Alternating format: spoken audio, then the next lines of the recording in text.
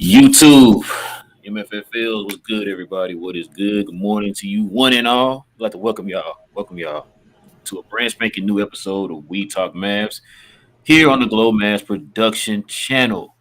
Listen, guys, it is your boy Real, and joining me is my boy King. We rocking blue today, baby. What's good? Nothing much, brother.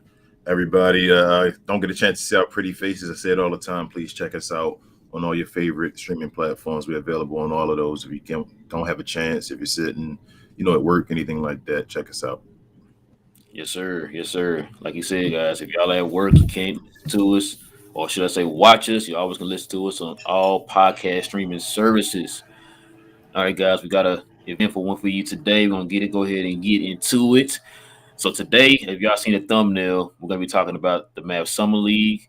We're gonna be talking about the comments that Goran Dragic made pertaining to the Dallas Mavericks. And King sent me something today that we're gonna kind of have a conversation on.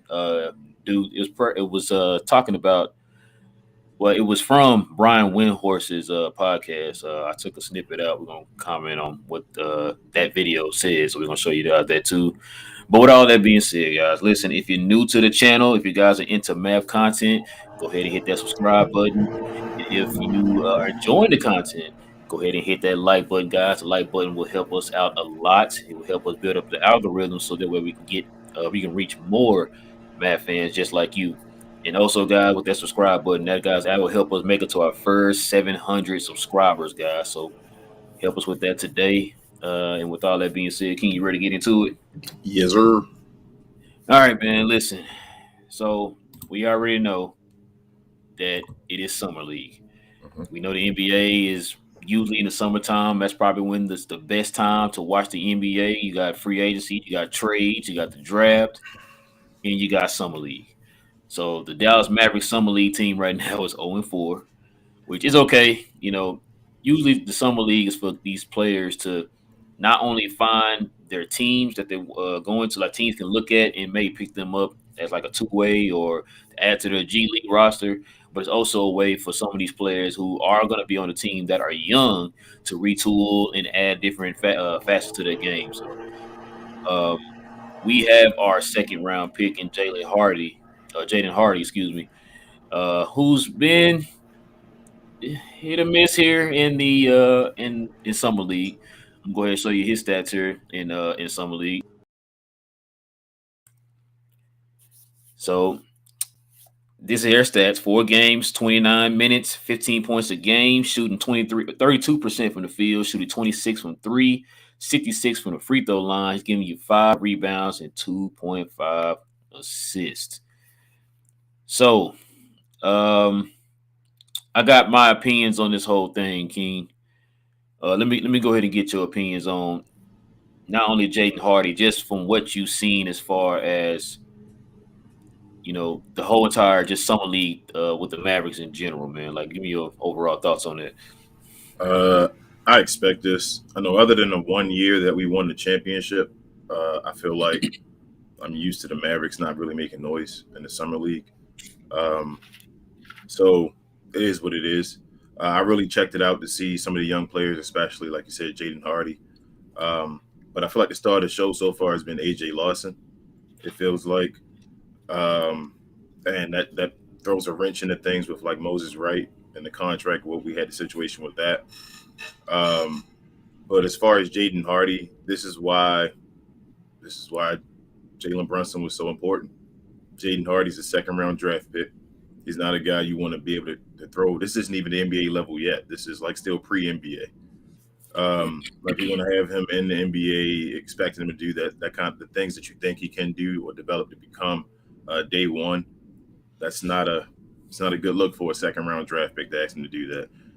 They didn't even ask Nikola Jokic to do that when he first came to the league. So like that's a lot to put on a guy.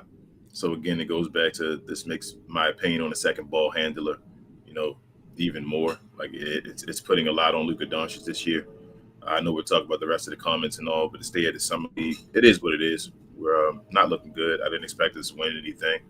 Um, I just really wanted to see Jaden. And after that first game, I feel like I don't know if they're dialing him back some or whatever, but I mean the things that were the red flags before the draft, like the decision making and the efficiency, the taking good shots. I think I spoke with you before after the first game actually when he made the 28 points and he was 9 of I think 19 or something like that, or not Yeah, something around there. yeah, it was Uh, 9 for 19. and he was still under 50%, and I was just like, I just need him to be efficient. Like that's my big thing, and that was the big thing with JB, his efficiency. He's unbelievably efficient, and like I feel like a lot more of his game hopefully is a catch and shoot guy. We aren't seeing that in this demonstration a lot, but I want to see him actually catch and shoot. They say that's one of his strengths. And if he's playing with Luka, I feel like that should be more of what he does. He should be a guy that creates off of chaos, if that makes sense. So he catches in the corner, pump fakes, the guy runs towards him. He has the ball, he can dribble, make a move 1-on-1 against a guy real quick. Like I want him to be that type of guy, not a guy that really has to put the ball on the floor and just go all make shots, make other folks shots from the beginning. I just think that's too much to ask for him, or ask from him. Like I said, day one, him being a second round draft pick. There's a reason he's a second round draft pick. But other than that, man, that's my real big things on summer league. And the AJ Lawson thing we said with the Moses Wright. Right now, I don't want Moses Wright. That's just it is what it is. There's no need for him. Last year, I know. Shout out to JB, Johnny B, loving Moses Wright, wanting to play, but time moves forward, and it's another guy that looks ready. And I want to see AJ Lawson on this team and not on another team right now. So I'm hoping we can grab him. I mean, to be fair, Moses Wright did look good last game. Yeah. But no, I'm with you. I got a lot to take out of this, bro.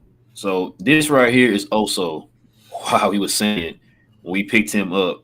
I think it was a video after we picked him up, and I remember everybody in here, even on Twitter, everybody like, "Oh, he's got to steal. He gonna take Jalen's spot. He gonna do this. He gonna do this year one." And I remember saying, "Guys, listen. This guy is a reason why he's a second round pick. As much as we love, the pick in general, there's a reason why he's a second round pick. He is not ready yet. For y'all to just push this guy into a JB role, after, being a second round pick, just because JB was a second round pick, Mm-hmm. you don't get those every day. Like King just said, Jokic, you don't get guys like that every day in the second round. There's reasons why these guys fall to the second round. That means they still have a lot to their game that they need to add, they need to polish, they need to fix, they need to do whatever. And so this is why I was telling people to temper their expectations, bro. Let's let this kid grow. And we see it here in the summer league. He's not ready, King. He's not ready. He's definitely not going to be in the rotation, I don't think, this year. Um, I know y'all probably seen videos going around of Josh Green working on his game. You know what I'm saying? And so he's taking that next step now. And so he's going to probably be more in the rotation before Jalen Hardy is. He is still a project. I've said it before. I told you when you were talking about the efficiency and all that, I'm not expecting anything from him this year. So I'm looking at what I see in him that can be enhanced and added and all that type of stuff. So I'm looking at it completely different from everybody else. Okay, let me see the potential you have. Can we build on that potential? Now the building on the potential is going to be up to him. Yeah. Look, I'm trying to give you the keys to this. Are you going to take advantage of that? That's what my thinking is. Not like he ain't doing enough of this or that and this for me. Okay, I see you got some handles. Yeah. Let's touch that up, man, so that way you can be able to operate in smaller windows. Mm-hmm. Okay, you got a little wrist action there. Okay, like you just said, let's work on your catching and shooting because you're gonna have a guy who's gonna primarily have the ball in his hands way more than you. So Yeah. you're gonna have to be more of a catch and shoot guy. Mm-hmm. And his defense can be touched up a little bit. Yeah. He has the quickness. It's going to be about you being able to cut off on driving lanes, stuff like that, man. That's kind of stuff I look at. It's like, okay, I can see he had the potential in certain things that just need to be touched up. But right now, this year, he's not ready yet. No. And like I said, the one main key that I want him to work on, like you said, is catching and shooting. Because, like I said, he shot 26% from three. Now, a lot of that is because he's creating on his own and trying to shoot those threes off the bounce. Mm-hmm. And like I said, the kid has. I see something there. I definitely see something there. This right here is going to be the poster child example right here. Like how we talked about when we got Dennis Smith, and we talked about the Rick Carlisle and them not just taking him in. This right here is going to be the perfect example right here, man. If Jason Kidd development coaching staff who worked on Dodo, who worked on JB, if these guys can take this kid who is Yeah, completely raw, he is the yeah. definition of raw. If they can take him and mold him, King, listen, we might be talking about the greatest coaching development staff of all time. They can get this kid to do that, bro. I'm telling you. I Like I think, said, see the potential. Let's just bro, mold him and get him up and groove him up. if he stays on our team for years, he'll be playing. It's not that I don't think he's an NBA player. I think he has Oh potential, yeah, like yeah, you yeah. said. So, before him, like you said, Josh Green, man. Josh Green, we keep talking. I've been a Josh Green supporter. You know, Josh Green, if he gets that one piece, I've been telling you, watch out. Like everybody thinks every other team has their piece. We have a guy in Josh Green. It's just his stuff isn't flashy. The stuff that he's Did great at right now, you been seeing the videos of him? yeah, I've watched the videos. The stuff that he is great at is the stuff that isn't flashy, the stuff that you don't get recognition for, the stuff that isn't in the numbers and all. He's great at all that stuff. So if he gets one thing that's flashy, that's what I'm saying. He just needs one thing that's flashy, and this guy is And nice. he's been working on that thing that me you told him that he need to work on in the offseason.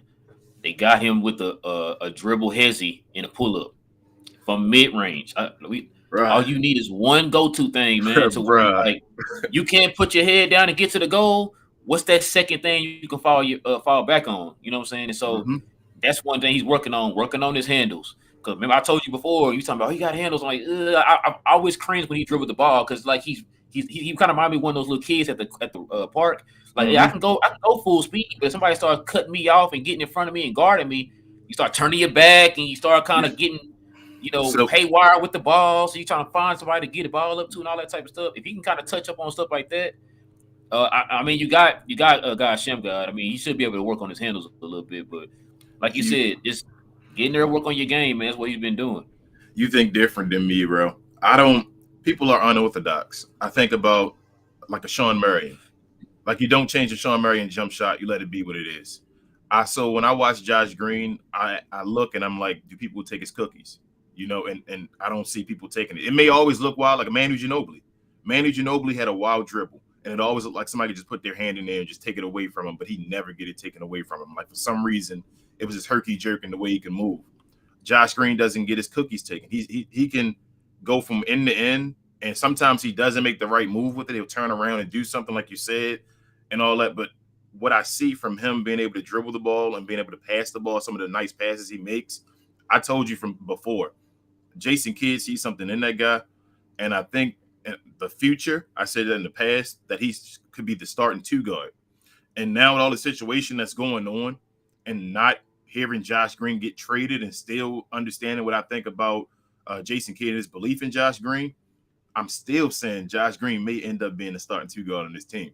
With all that's going on, and you saying, and we, looking for a JB replacer, and we like who can fit there, who's the right guy. Spencer shouldn't be there. It could still be Josh Green if Josh Green gets his game together right. Like he is the missing piece. We've been saying that. I think I've said that after the show was over, and we were talking about who should we get on the team.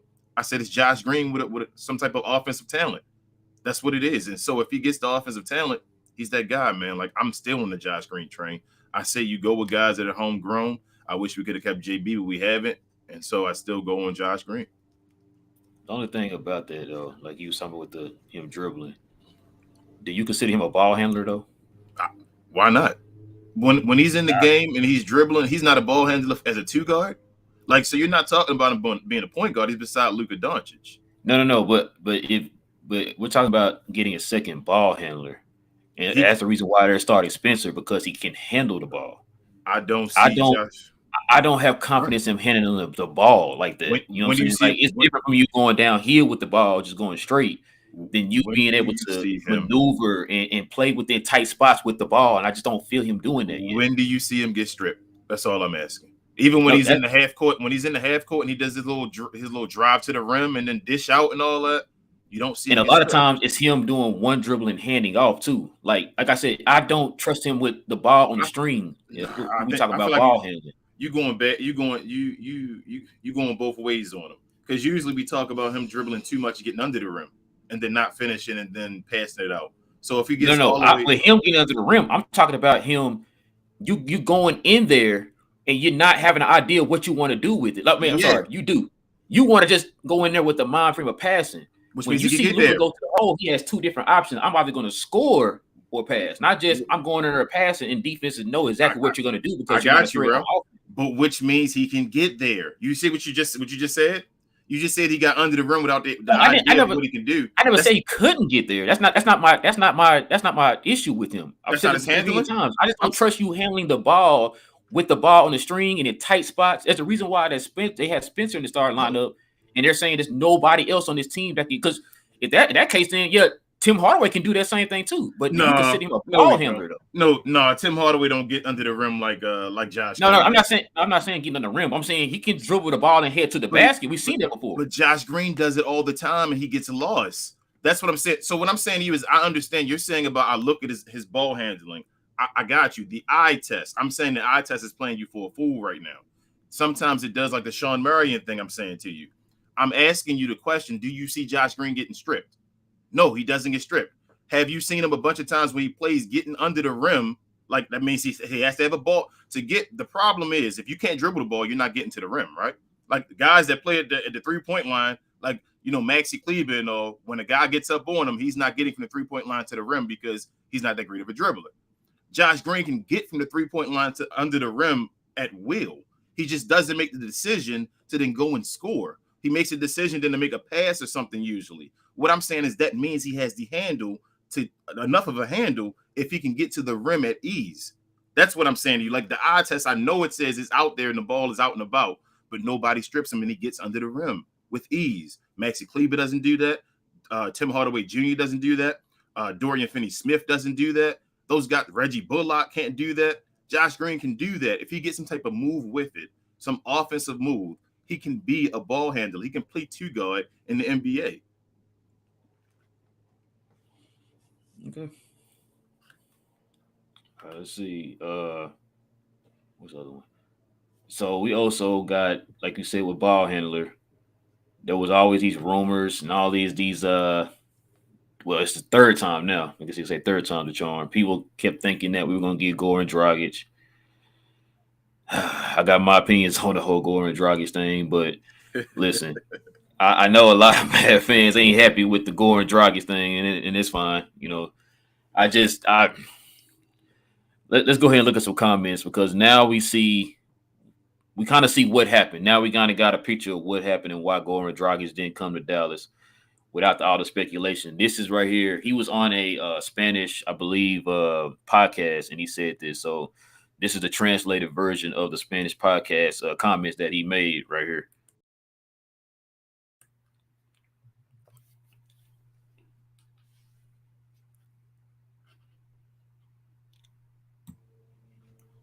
Hey, did it pop up? Yeah, it's up there. I ain't up on my side. I'll read it.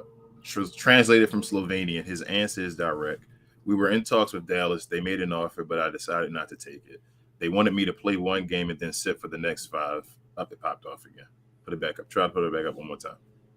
See if it stays on my screen. Let's try this again.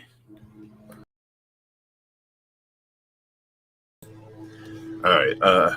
Wanted him to sit the next 5. I know I can still easily play 20 minutes per game. I'm not ready to retire and just sit on the bench in a cheerleading role. He went to say, at the end of the day, they were not able to guarantee that I will play. They told me that I would rather be on the bench. However, that does not interest me. That's why my signing there was not an option. There you go, Mavs fans. That's your answer right there. Why he didn't sign with Dallas. Yeah. King, go ahead. You want to tackle that first, man? Go ahead, bro. What you think, man? So I take a couple things from it. It's not all negatives. The positive I take from it is that Goran Dragic was going to come to the Mavericks, as we thought was going to be the case. He was going to be here. He talked to the Mavericks organization. It was going to happen. He wanted to play with Luka Doncic. Secondly, though, I kind of understand why he didn't come, but I do. So the Mavericks are staying pat at what they should do. I wanted Goran Dragic to be that type of player. That's what I wanted Goran Dragic to be. And the Mavericks seemed like they were going with that idea as well, being that JJ Barea type play off the bench. Like, I didn't want him to be a guy that could constantly play. That's not what he's needed to do. Right. But with the loss of Jalen Brunson, obviously it's like, well, he probably wanted to play more. But that was the role I originally looked at. Um, what's his name, Goran Dragic to do. Like it wasn't. That's why it didn't really disappoint me as much when I heard the whole story, because he doesn't want to do what I wanted him to do for the team. So I'm fine with that. And this also, I'm telling you, either some trade has to happen, or as we talked about Josh Green, there's something in the works. What they really believe in Josh, they have to. Like it's no way they're just sitting here. But I also heard about Utah as well. Some things going on with possibly Utah. So Goran, it just wasn't the right fit anymore with JB leaving. Like JB has really turned our offseason, whether we want to admit it or not. Like he may not be the best player ever, but he was an important piece for our team at the moment. He was. And so when we lost him, it just made everything go in like circles. And now we have to fill holes that we didn't know we had to. We don't want to give guys like Goran Dragic just promises to be starting at the two guard when he's like 38 years old. Like, why would you do that? That's the same thing of getting a Kemba Walker or something like that. Um, so we'll see what they can do. As I talked about the Utah thing, maybe like a Jordan Clarkson or your boy Bojan. They're talking about, but I don't know. I wasn't too disappointed about it. I'm disappointed that Luka couldn't get his guy, but I'm more worried about that JaVale McGee Christian Wood thing, man. Like I'm really worried about that. I don't know if you want to talk about that later on in the show or talk now, but I'm really worried Yeah, about we can that. talk about it now. This is all part of the free agency moves with Goran Dragic. So what you got on it? Uh, I don't know what the right move is because supposedly Jason Kidd has promised JaVale McGee to start in lineup. I don't know why he did that. That I don't wasn't know why either. that. I guess that was the way to get him to sign on the team to lie to him to get him to do like I don't think he's gonna lie to him. I think he's gonna do it. But like Mm, you're going to it isn't the best situation. You shouldn't put Christian Wood shouldn't be on the bench. He's in a contract year. We've been talking about that as soon as we got him. Like this guy doesn't want to be on the bench dropping the same numbers or something less. He wants to prove himself so he can get a bigger contract.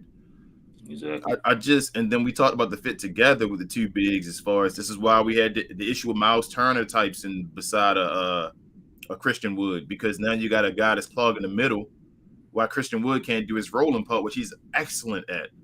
So the fit doesn't even work. So now they're talking about bringing He talked about that too. yep, and now they're talking about bringing Christian Wood off the bench now because the fit wouldn't work as we talked about, bro, on this show of Christian Wood being at the four wasn't a good decision. So now they're saying they want to keep the other guys there, Dodo at the four and Reggie at the three, just so Christian Wood can now come off the bench and then replace JaVale McGee and then play the ending role or whatever like that. So basically, we have a bench mob of THJ. Uh, I don't even Spencer's not on the bench anymore, so it doesn't even. I don't even know, man. Like I'm really. I'm not gonna lie to you. I'm Jason Kidd is worrying me right now. That like the stuff that I'm hearing, the Jason Kidd decisions right now is worrying me, and the stuff that I don't know. This is some of the Jason Kidd stuff that I don't like that we heard before, and it's like Jason Kidd, come on, man, you can't be doing this to breaking promises and stuff like that. But I'm not going to jump too hard on it. But this is wild. Like it's like starting a fire, but that's not needed. Like you had Christian Wood here. Like if JaVale McGee, if we couldn't get him and Christian Wood started, we can find someone else. Like JaVale McGee is the easier option to find, I feel like, than a Christian Wood. Why would we want to make Christian Wood unhappy? Like so that he won't want to sign with us next year if he has a monster year. So we can just get rid of him and trade him away or something. Like I don't know, man. I don't know what's going on. That's what got So me worried. okay, I guess me and you switching positions this year. I guess I'm not panicking, bro. First of all, it's July. Yeah, I'm not Season panicking. starts in October. I'm not panicking. Anything can happen. Anything can change. Like we've seen this team make moves late into free agency before, so I'm not sweating on that. Second, after what I've seen this year with this team, with this front office, with this coaching staff, they deserve the benefit of the doubt. Like if Kid and them having a scheme or have something in mind of what they want to put out on the floor, I'm going to be in the position of wait and see. I mean, yeah, I do. I agree with you. We said me and you were the champions of this. We said that Christian Wood should have been starting at the five. We saw it with KP when he's moved to the five, how that offense took off. And he kind of fits that KP mold. And you put those other guys like the Dodos and the Reggies around him. And so do I agree that JaVale should be starting? No. I'm with you. I don't know why Kid and them promised him the starting lineup position. Maybe I know it was between them and Milwaukee, where from what I'm hearing, were the choices that was supposed to get JaVale McGee. But the thing is, he wasn't going to start in Milwaukee either. No. So I guess he would. I guess he was going to choose Milwaukee because they won a championship, so he feel like he has a better chance to win a championship over there. Maybe that's why he would have chose Milwaukee over Dallas. But if you're telling me start promising him a starting position just to get him over there, that's I'm with you on that one. But as far as if Kid, now the thing is too, so with the starting lineup, we don't necessarily know exactly what the starting lineup is going to be. That information came out from Tim Cato. That's what got everybody kind of in oh my god, what's going on? Why is this guy starting? Why that guy not starting? So it's leading the people to speculate because the only thing he said was JaVale was going to start And Spencer.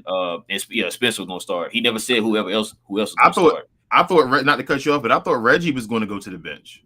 That's what I thought. That's what I was getting from it was, okay, Reggie's going to go to the bench. I told you the 76ers photo. I said people should start worrying about that one more. As far as like when he liked himself going to the 76ers or whatever, and the guy said that stuff, Reggie, I was like, oh, man, they may have talked to Reggie about going on the bench now. We know how Reggie struggled last year when he played on the bench. And he may be getting a little mad about that. That's what I was worried about. I thought the lineup was going to be Luka, Spencer, Dodo, Wood, and then JaVale McGee was going to be the lineup, and nobody was going to be short. Like they were going to just pound guys. I thought they were going to do that when they tried. I'm like, okay, we're going to try the LA Lakers philosophy from 2 years ago or 3 years ago, whatever it was. But what now talk? I don't know where the Christian Wood thing came from going to the bench, but you said Tim Cato. Okay, so that lineup you just named off, that was what everybody said after the Jason Kidd comments. Mm-hmm. Then the Tim Cato article came out, and that's when everybody started kind of going in a panic mode. Like, well, I thought this guy was starting. I thought that guy was starting. The reason why I think it's going to be that first starting lineup you just said, where it's Christian Wood at the 4, that gives Dallas an extra wing off the bench. Yeah. So that way you keeping Dodo in, and you kind of got them interchangeable. Because last year you had both of them in at the same time, and it killed them. Yeah. That means that you're gonna have. I feel a whole lot more comfortable with Christian Wood playing more of a wing role than an inside presence role. Because that way it takes pressure off of him when you got a 5 behind him that's gonna clean all that up. They're gonna AD him. That's like to play a lot of zone. He can sit better in a zone with his length next to a Dodo and next to a JaVale McGee, which is why I'm kind of leaning more toward I'm okay with that starting lineup now. You know what I'm saying? And so, and plus he moves a whole lot better in space. That's what a lot of people been saying too. He moves a whole lot better in space compared to you trying to guard and play the post defense or whatever. So I feel more comfortable with the Dodo at the 3 and then what's the name at the 5 surrounding him because they play more zone anyway. And that way it keeps Reggie and Dodo rotating out, which keeps both of them fresh in the playoffs. When's the last time JaVale McGee started? How old are you? No, it wasn't that. It wasn't that long ago. It was recently. It was recently. What team was he starting for? Seriously. The LA Lakers. The Lakers. He started for them beside Anthony Davis. His role on that team was to spell Anthony Davis minutes from being the 5 until the end of the game. Yeah. And that's the thing too. Just because he's starting does not mean he's gonna get, he's gonna play 35 minutes. No. He's Dwight Powell. He's an upgraded Dwight Powell. He's an upgraded Dwight Powell. So when we had the guy, like you said, playing here and he played better at the 5 when we wanted to spell his minutes at the 5. So now we have that guy with a better Dwight Powell that can give him minutes at the 5 and body guys. And then he'll go to the bench better defender. Go with the bench in the fourth quarter where we can have that open man lineup and just throw bombs at guys. And then Wood plays the 5 like AD does. Now the missing piece we're still missing is our Rajon Rondo off the bench. And that's why I'm worried about another ball handler. Spencer was supposed to be that guy off the bench. Actually, it's 2 things. Because if we still need one more wing to me. Like one more solid wing to be in that Reggie Dodo vein. You know what Yeah, I'm saying? we still have Well, defensive depth. Maxi. Sorry, we got Maxi. So We yeah, still, you ball still got handler. Maxey too, but we Yeah, my need. bad. I really don't think Spencer's going to start the whole year. I'm telling you, by the end of the year, I don't know who's going to be the two guard, but I think that lineup that we just talked about, the JaVale McGee, the Christian Wood, the Dorian Finney-Smith, I don't know who the two is going to be, though. So it depends on if Tim Hardaway Jr. has his miracle year. You know, he comes back and he really is grinding. He in the gym and all already, he says. So maybe he comes back. He's in that role. Maybe Reggie can somehow be in the at the two, and they just run the Luka Christian Wood, play awesome defense and run, big man with JaVale McGee as far as pick and roll when they can and space it out. Like they may do that and let Reggie play there and just make it a defensive team and just big. Like we can just be a big defensive team that holds guys at like low numbers and just scores with Luka Doncic. We might do that. Like I've had an idea of a different bunch of philosophies I guess they could take. But my ultimate philosophy, like I keep saying it to you, I want Josh Green to be the starting two guard, man. I want the best. If the best version of Josh Green becomes Josh Green, I want Josh Green to be the starting two guard.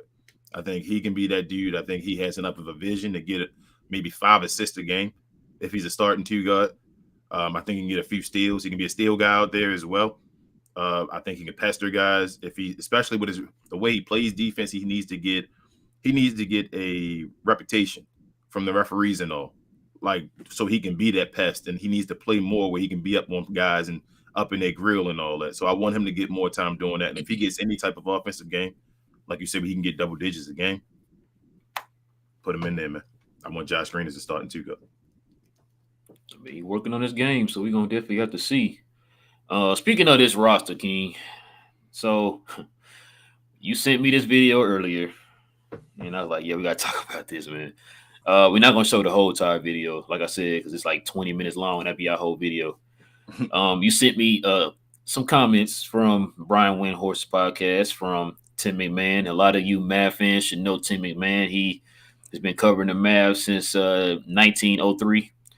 So he's pretty much plugged into the Dallas Mavericks franchise when it comes to moves and personnel and all that type of stuff. So there was a comment made where this man, I forgot, I'm sorry, I'm blanking on his name. I know Brian, I know Tim. I can't. What was the other guy's name on there? It's Tim. It's some with a B, I think. I can't think of. I think it is over to B. I can't. I think his name right now from ESPN, but Yeah, he's so usually he on made that. an overall kind of comment about the Dallas Mavericks, which I feel like he looks at it in a Nationals perspective. But we're gonna go ahead and play this clip, man, and then we're gonna comment on it after that, man. So check this out, y'all. This is where I want to jump in because to me, this Mavericks team looks a hell of a lot like the Cleveland Cavaliers circa 2006 or 7. There is not young talent on this roster. They're out draft picks. They are pretty much stuck cap-wise. Like they can maybe eventually get some salary cap space. But this is not a group going forward. You look at it and say, yeah, this is a team that should be in championship contention. To your point, McMahon, to me, Dallas could very well be a play-in team next year. Yeah. They just let a guy walk who they could have re-signed. They repeatedly chose not to extend for a very good number during the season, completely butchered the negotiations on it. Even if you don't think he's worth what they paid and they shouldn't have re-signed him this summer, they sure as hell should have signed him in January for the extension that he was willing to sign for, and they didn't do. So you look at where Dallas is at, to me, it's hard for me to see how this team is going to be a real contender over the next 2-3 years. And let's say 3 years from now, that has Luka Doncic with 1 year left on his contract with a team that is probably, at least as it looks right now, not going to be a contending team. That to me is where this is. Well, this is I don't want to look too at. far into the future, but we can just look into the future for this year. And No. I think you have to look into the future. You have to have a big picture view. Yeah. When you have Luka, look at where we've spent the last 2 weeks talking about Kevin Durant with 4 years left on his deal, saying it's time for me to go. We have Donovan Mitchell, 3 years left on his deal, being put in trade discussions and likely being traded. I'm not saying Luka Doncic is going to ask out of Dallas, but if we're in the territory, like you said, he's on his second contract. Unrestricted free agency is on the clock. And right now, if you're work for the Mavs or you're a fan of the Mavs, how do you look at this situation and say, here's the path to this team being a championship level team. Here's the path to getting a second star to play with Luka Doncic, the championship caliber player. It's just they made their swing at Kristaps Porzingis. That didn't work. Jalen Brunson was a nice second-round pick that developed. They then butchered negotiations. He leaves in free agency for nothing. They don't even get a trade exception for him. I would be pretty discouraged right now if I'm a Mavs fan about the direction of this.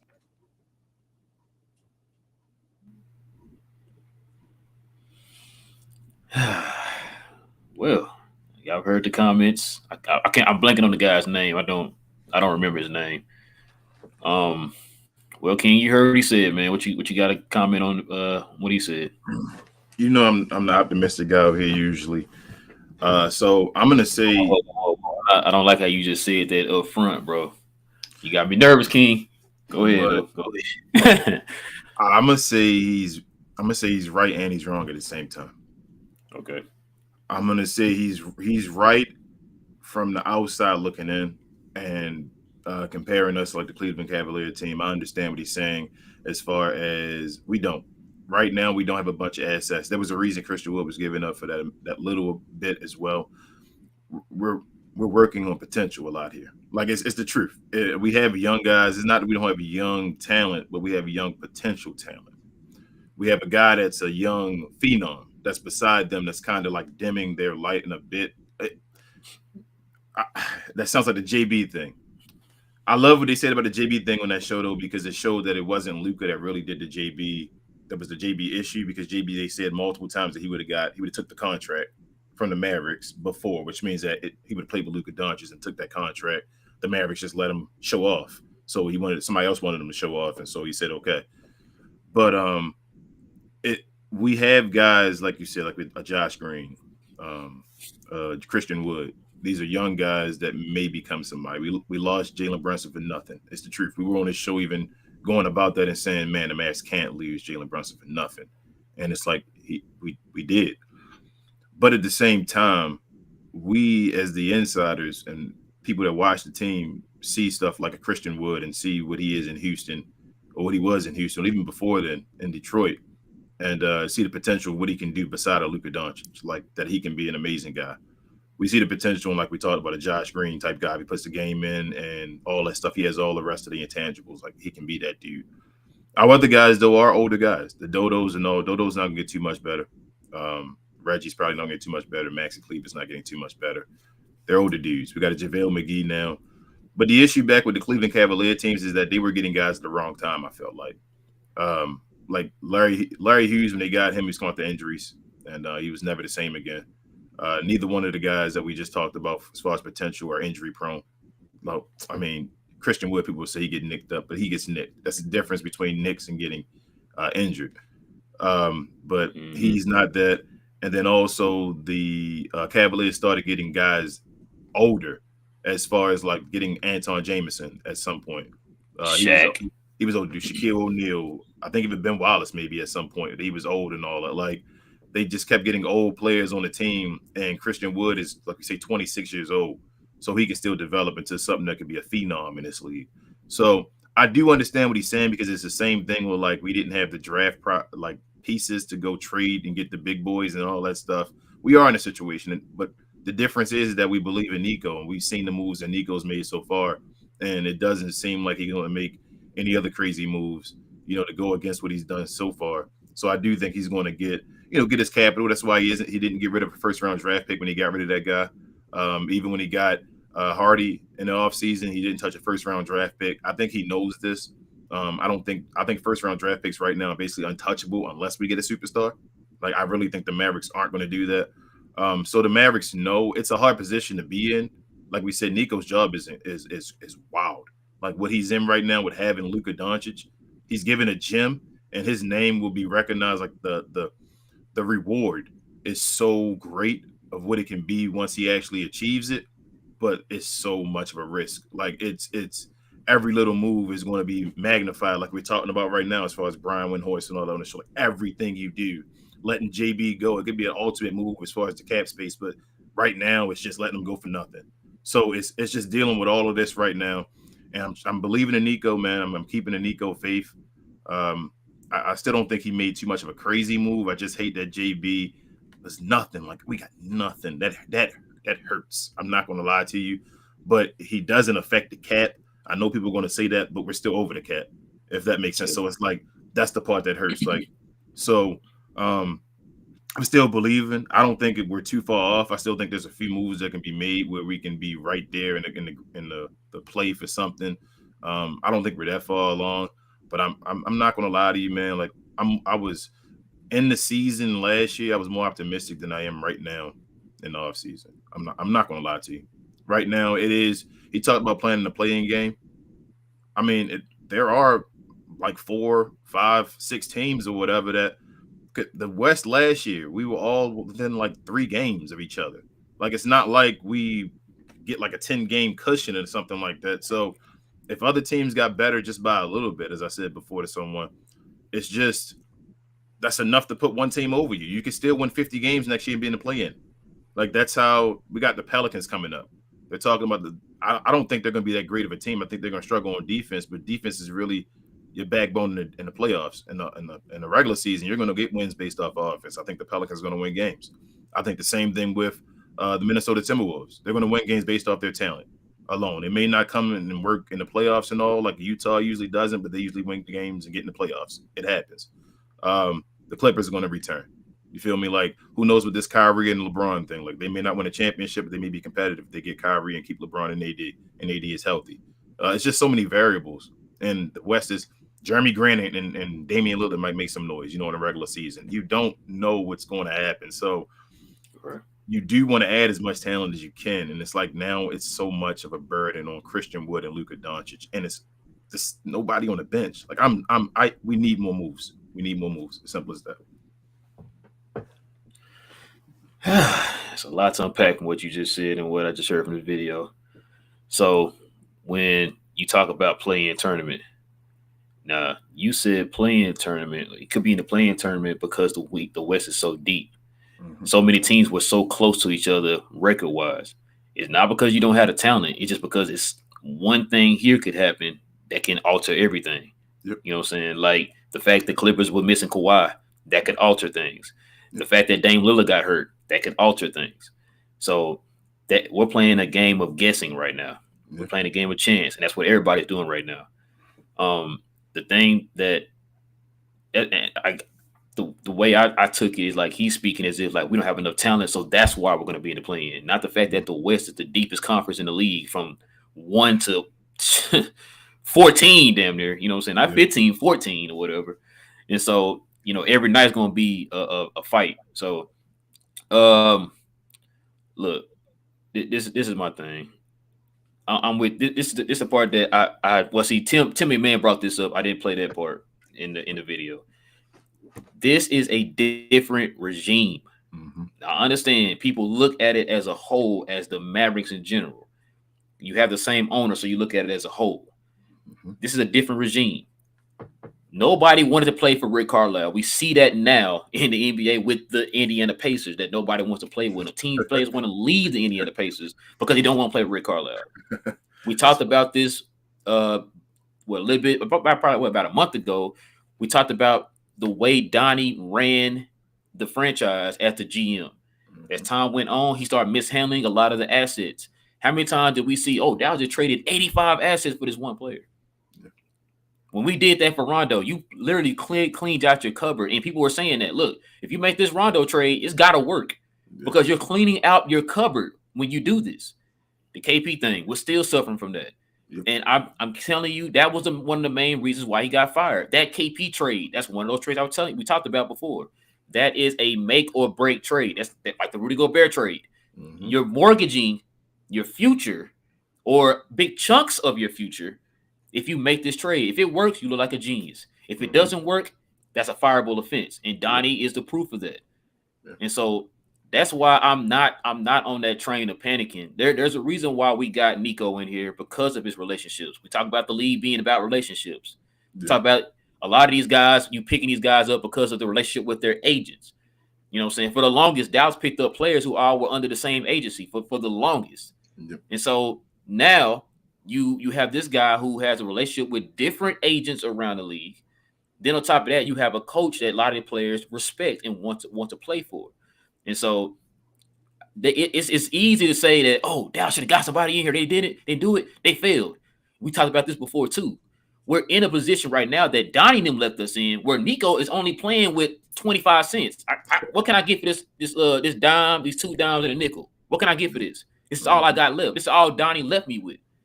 You know what I'm saying? Donnie left your cupboard bare, and he left you with no money. So it's like, what am I supposed to do? I'm doing the best I can with what I have. Yeah. Now, what he's trying to do is stay afloat until we're able to get those guys. And I'm guaranteeing you, if we were able to get those guys, Nico would have jumped on it. And he said that before in multiple interviews. It's like, bro, I'm only working with this. Yeah. This is all I have to work with. And it's not Nico's fault. This is what he was given going into this situation. And for us to kind of just see like, oh, man, Nico, you should have got this guy, got that guy. It's easy for us to say that when we don't know the search, don't understand the situation that Nico was put in. Yep. And for me, I feel like Nico did a great job, because how many times do we talk about Donnie didn't make these kind of moves like this for a Christian Wood, a Reggie Bullock, guys like that. He didn't make those kind of moves. It was either I'm getting LeBron or I'm getting this mouse right here for a year. That didn't work. Okay. If I don't get, I'm going for KD. I didn't get KD. Well, I'm gonna get this mouse right here for a year. And it's like, bro, that's the kind of stuff we were working with. You know what I'm saying? And so then you mishandling the contract. Like you said, how many times we talked about this? Why in the hell did you give, matter of fact, it's 2 contracts. Why did you give Dwight Powell those contracts? Why? Now, guess what? That's another thing they said in the video too that I didn't play. We are now 10 to 12 million over the luxury tax. Yeah. King, can you tell me how much Dwight Powell makes? 10 million. We wouldn't be. I mean, that's all I'm saying, King. That's all I'm saying. Just, you got to make sense with it, bro. Sure. You got to look at the whole entire picture, bro. So that's what I'm talking about. So like, Dwight getting paid more than Maxey, bro. And who didn't play in the playoffs, King? I'm sorry. Who has not been playing in the playoffs with multiple S's? Dwight. See what I'm saying? So that's the kind of stuff I'm talking about, bro. It's like, let's just everybody calm down. I understand. Also, there's a clip there that I didn't play. Timmy Man said that Luka made some comments about the free agency, and that's kind of got people kind of nervous too. Look, man, I'm sticking with this belief that I don't think Luka, like, I'm not saying he's not gonna ever leave, but I don't think Luka's gonna leave anytime soon. No. I think Luka's comfortable here. I think he trusts the front office. Now, the fact that he let go of Boban, like that guy was saying in the video. If y'all, I need to go back and watch the whole entire video, y'all. Yeah. I couldn't play the whole thing. Like I said, it's like 20 minutes long. The fact that they let Boban go, that's his best friend. They didn't keep Igor, who was like a mentor to him, and he went to Brooklyn. They didn't sign Goran Dragic. Listen to me, bro. Luka is a competitor. He's a competitor. I don't sit there and say, I don't think Luka's sitting there like, you know what, they got rid of Boban, I'm leaving. No, not at all. What did Boban do for us this year, King? Nothing. Did Boban help you get to the Western Conference Finals? Not at all. Now, if he's mad about anybody leaving, I think it's JB. Yeah. Not saying like he's mad at the Mavs front office for letting him go or whatever, but just in general of him leaving, I think he'll be more upset with that. Why? Because he actually helped you win games. Yeah. You know what I'm saying? Like, Boban didn't help you win games. That's cool. I can play along with you, dance with you on TikTok and all that stuff. That's cool. I could do that with you over the offseason. I still got your number. Yeah. We can still fly and see each other, bro. That's not the issue. I'm trying to win games here, man. Is Boban helping me win games? No. Is JB helping me win games? Yes. So I'm going to be a little bit more upset about that. Now, what led to that, that's a totally different discussion. You know what I'm saying? Or what happened. I still feel like that was more on the previous regime more than Nico and them. You know what I'm saying? And so, like I said, Nico's put in a situation, bro, where he's having to clean up all this trash that was in this house before Donnie moved out. Donnie got holes in the wall, stains on the carpet, blood in the tub, whatever, bro. It's just all kind of crazy stuff going on right now. And now you asking him to go in here and move people in with just kind of cleaning up as best he can, bro, with what he got. Yeah. You know what I'm saying? So that's how I look at it, bro. Yeah, I'm not blaming Nico at all yet. Nico still hasn't. No, I'm not saying you are, but a lot of people are starting to do that, bro. And it's like, really, every time he's coming to play to bat, he's hit. Like Nico, that wasn't his strikeout. that JB thing should have been done. That wasn't his strikeout. So I'm not including that. Because remember, it wasn't him that signed the original contract. It's like, bro, why that's what I'm saying. And the he didn't make that mistake with Jaden Hardy. Guess what? Jaden Hardy got a was it team or player? He restricted his last year. He's restricted. Yeah, restricted, but yeah, either way it go, he restricted. So yeah, it's a team, right? So he get they set it up the right way. That whole JB thing, the first time he was offered the contract and they took it away, that wasn't Nico. The second time they offered it was after the Dorian Finney-Smith contract. That was Nico. And JB said, no, let's ride it out now. So I'm not mad at Nico. Nico's done nothing. I wish, like I said, we could have got something out of the JB thing, but JB was unrestricted. So at the end of the day, that was Donnie's decision to make him unrestricted, and you got to bet on Donnie. That wasn't his fault. So I'm not mad at Nico at all. Nico hasn't done anything. We still trust in Nico. I still believe Nico's going to make moves, like you said. I can see by the outside, they're looking like, that's why I said the outside looking in. They were looking at it as if just the Dallas Mavericks. You feel me? Like they're not in the little details and all about what's going on. It's just the Dallas Mavericks. So if I see the Dallas Mavericks doing Dallas Mavericks things, I'm going to call them the Dallas Mavericks. So I don't think Nico is the problem. I think he'll change that. That'll change with time. I don't think we're going to lose Luka Doncic over that. Smaller example, when Toby lost Bobby, he still signed that contract. So, I mean, that don't mean anything. Like, it's a business. So Luka's going to be here at least through this contract, I think. I think we have to stay competitive throughout this contract. Like, I don't think Luka's going to play in and then start being in the play in again through the end of this contract and then sign again after that. But if we stay competitive during this run of this contract, I do think he signs the next one. Now, that's if we haven't won a championship by then. By the time he's won the next got his next contract, which is going to be that ridiculous super max by then, whatever it is. He's probably going to be making close to $100 million a year, man. Like the way it's seeming right now. But when he gets that contract, that's when I'll start worrying if we haven't won a championship about Luka Doncic may ask for a trade eventually. Yeah, I'm with you. They definitely got to continue to stay competitive. Yeah. Like I said, never wouldn't mind getting more, assets or whatever, or more talent. Excuse me, we talked about that before. Just getting more talent in here, man. That way it makes Luka's game easier. That way, if you do want to go after somebody, you can flip a lot of those assets. You know what I'm saying? So, like I said, it's trusting Nico, man. Yeah, bro, that's really what I'm doing. Like I said, Nico is doing things with, like I said, the 2 dime and these nickels that he found under the couch cushions, bro. Like he fed the whole entire family, bro, with the 2 dimes and a nickel, bro. So that's why I said I'm gonna wait. We've seen this team make late moves before, and another thing too, I was gonna touch on.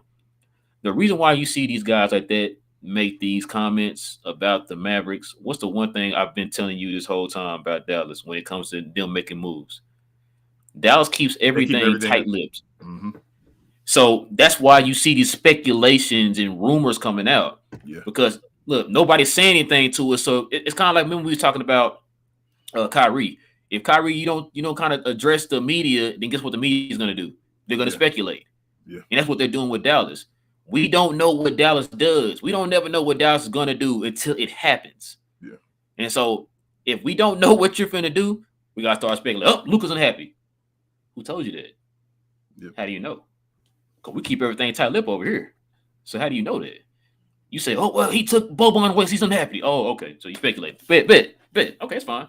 Everybody entitled to whatever they think. You know what I'm saying? It's fine. Could be true. Could be not. You know what I'm saying? But you speculate. At the end of the day, you speculate. We don't know. And I told you before, I'm cool with that. I'm cool with it. Yeah. I like the fact that whenever they do something, it's like, oh, okay. You know, instead of like, oh, we've been hit like the Knicks. Oh, we constantly hearing this happening. And then if it don't happen, dang, bro, we supposed to get this guy. And then you got fan bases up here mad. You know what I'm saying? So I'm cool with it that way. Plus it raises the price. You see what they're trying to get for Donovan Mitchell now? The Knicks about to be foolish. The Knicks are, and you're right about that. It does raise the price up because now what they're talking about you got to give us all 8 of them, bro. They talking about 7. Remember, everybody been saying this whole week. Oh, New York got 8 first round picks. Oh, you do, huh? And like you said, price keep going up. You're gonna need that 8, bro. What is KD going to be then? 12 first rounders? Bruh. You going to be done for 24 years? Bruh, Trading for KD? I'm sorry, King. I'm not giving Donovan Mitchell. I'm not giving up 8 first 7 rounds for Donovan for Mitchell. You know what that tells me, Mitchell. King? For 8 first rounds, you better win right now. Not right now, King. Right now. The Knicks ain't winning right now. That's crazy. Oh, no. You better. For eight first rounds, you better win right now. They might fight. That's a you better win right now move, sir. I'm sorry. I'm not giving up eight first rounds, They King. might fight for a top 4 seed. That's about it. Might. Yeah, they might fight for a top 4 seed. That's it. That's a huge might. That ain't a championship level squad, though. I'm not. That's 7 first round draft picks. That's wild. And you're going to give up some capital like regular guys. Like, you're not just going to give up the first round picks. You got to give up guys to match his contract. So, wow. If Utah, bruh, if Utah trades away Donovan and gets the Knicks from that, and gets had already the Minnesota draft picks that they got for Rudy Gobert, this guy Danny Ainge, I don't know what he's gonna do with the draft picks. They're probably gonna sit on them forever. But this guy gets that's the thing. Danny Ainge is a good drafter, bro. This guy gets so many, but he gets a bunch of draft picks. He love building through the draft. Like, but they about to have like 20 draft picks. You said OKC? Something like that. They're about to be OKC. Oh, they Utah. I thought you talking about OKC. I'm sorry, my bad. But we might be able to get Jordan Clarkson though. I think we need him right now. That's actually huge. But truthfully, if we get him, I don't want him to be on the bench. I want him to start. I'll take him. I don't want Spencer Dinwiddie to start. And I was gonna say this too, like, because I heard when everybody was getting mad about the Goran thing. To be honest with you, I'd rather, and people, y'all know how I feel about Patrick Beverly. I'd rather have Patrick Beverly than Goran Dragic, bro. As far as right now, him longer, we need, yes. Yeah. I want to go on Dragic just the last. He play more minutes. Yes. And he plays defense. And Patrick Beverly can start. Yeah, and he can start. He can start at the 2 guard. Like, it's a guy that can start and be a pass. I know we don't like him when we're playing against him, but we'll love him when he's on our team because he'll get all those calls, those weird where you're like, oh, and Patrick Beverly got that. He brings a defensive like energy to the team. Can you imagine Patrick Beverly and JaVale McGee's an energy guy already? Put him in a structured defensive scheme with an energy guy, a defensive energy guy like a Patrick Beverly. You got 2 energy guys surrounding Luka, bro. Like, you switch out Dodo and Reggie at the 3. Yes, and you can't tell me he won't help Dodo and Reggie. As far as making them better defensively. Look what he did to Minnesota.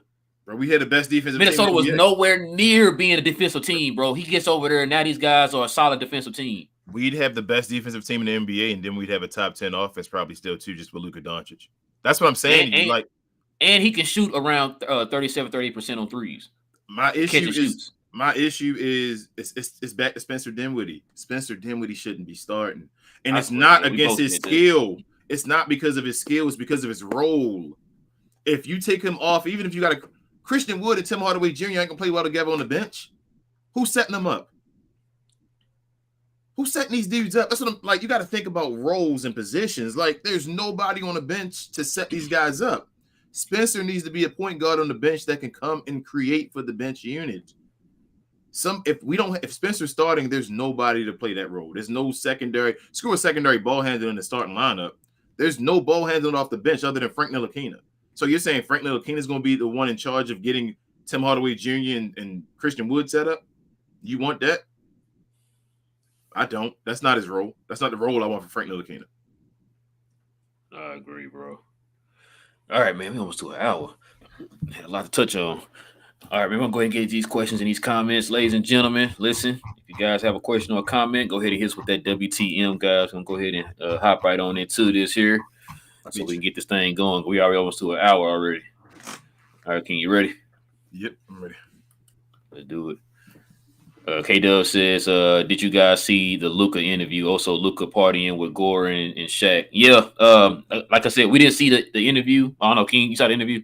No, I didn't see that. I heard the like you did. You just Tim McMahon brought it up on that podcast. Like I said, guys, go back and listen to that podcast on ESPN's YouTube channel with Brian Windhorst. He talked about some of the comments Luka made, and we just kind of touched on it there, man. I think Luka's gonna play out his contract here, and then after that, I don't know, but yeah, I think we still have some time to get this thing right. they're saying that we might have cap space back in 2023-24. So I think Nico will make a move before then. Every year there's a disgruntled superstar. Like we said before, all somebody has to do is say, I want to go to Dallas. So there you go. Big Pack, what's good? He says, what do you guys think about Luka's comment? Yeah, we just talked about that a bit. It sounds like to me too that Luka's putting his faith in Nico and them. So yep. That's the same thing I'm doing. I don't know about anybody else, but I trust Nico and them, man. I really feel like as soon as Nico gets that sliver of light, I think it's when he's going to attack. So we'll just have to see. Beck says JB really went from being a number 2 to a generational superstar to being a number 2 to Walmart D Wade. Yeah, that's what it's looking like. What that mean? That mean he got the possibility of being a number 1. Ooh, shots fired. Shots fired at the guy it's going to take 700 first round picks to get. Ben, what's good, man? He said Jaden Hardy needs to work on his handle and not getting sped up, rushing shots. AJ Lawson is more complete player right now. We can actually play in rotation. Yeah. I think AJ Lawson been in the league for a little bit now, huh? Or been out of college for a little bit now. Yeah. Yeah. He's a little bit more like King said earlier in the video, is a little bit more efficient, which is why we were saying being like, do not put the expectation on this kid right now. He's not ready. There's a reason why he was a second round pick. You know what I'm saying? Like, he is completely raw. He still needs to be developed, y'all. Still needs to be developed. Now, I don't want y'all to give up on the kid. Let's let this coaching staff, who's known for developing, let's let them get their hands on this kid and see what they can do. You got some of the Mavs players kind of going up to him and kind of giving him some advice and talking to him and stuff like that. So I think they see the potential in this kid too. Yeah. So let's just wait and see. Let's give him a few years, man, and see what he can do, man. He has the potential. He just got, like you said, Ben, there's a couple things he need to clean up, you know. Yeah. So let's just see. Let's wait and see. His ceiling, basically, what we're saying is Jaden Hardy's ceiling is higher than everybody else's. Yeah, because he is talented. He definitely talented.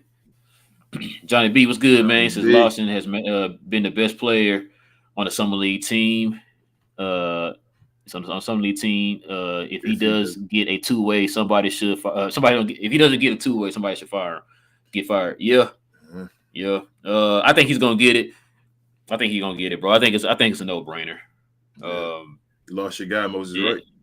Yeah, Moses Wright gone, bro. That was Johnny B. He gave up on him. Yeah. Oh no, man. Johnny B. gave up on him day one. That's his he guy, gave up on day man. one, bro. Like, I was like, bro, it's like that, Johnny B. You giving up on him already, bro? Like, come on, man. After he dropped that 28 in game 1, bro. Bro, Law, what's good, man? He said, "What's up? I still believe Hardy will be a contributor by the playoffs." Said, but what's up with the coaching in the summer league? Seems like all we do is turning the ball over. It's because I was just gonna say, bro, it's because of guys that aren't used to coaching. Like the one game we were competitive in was Coach Sweeney was coaching it, but after that, it's been like Jared Dudley and all. Like Jared Dudley's like no, it was Sweeney. It was I thought the first game it was Sweeney. No, it was what's the dude's name? You seen the picture of him, you know what I'm talking about. He did the first 2, and then they let Dudley do the rest. It's been Dud doing it. Dud like 2 years out of being an NBA player. So I don't expect that much from him. Exactly. So okay. So the thing is, bro, like if you heard some of the comments, matter of fact, Jason Kidd made it. I want to say day 2 of day 2 or day 1. He made the comments. They're rotating those guys out because they're trying to get them a chance to get a feel of coaching and see that if that's what they want to do.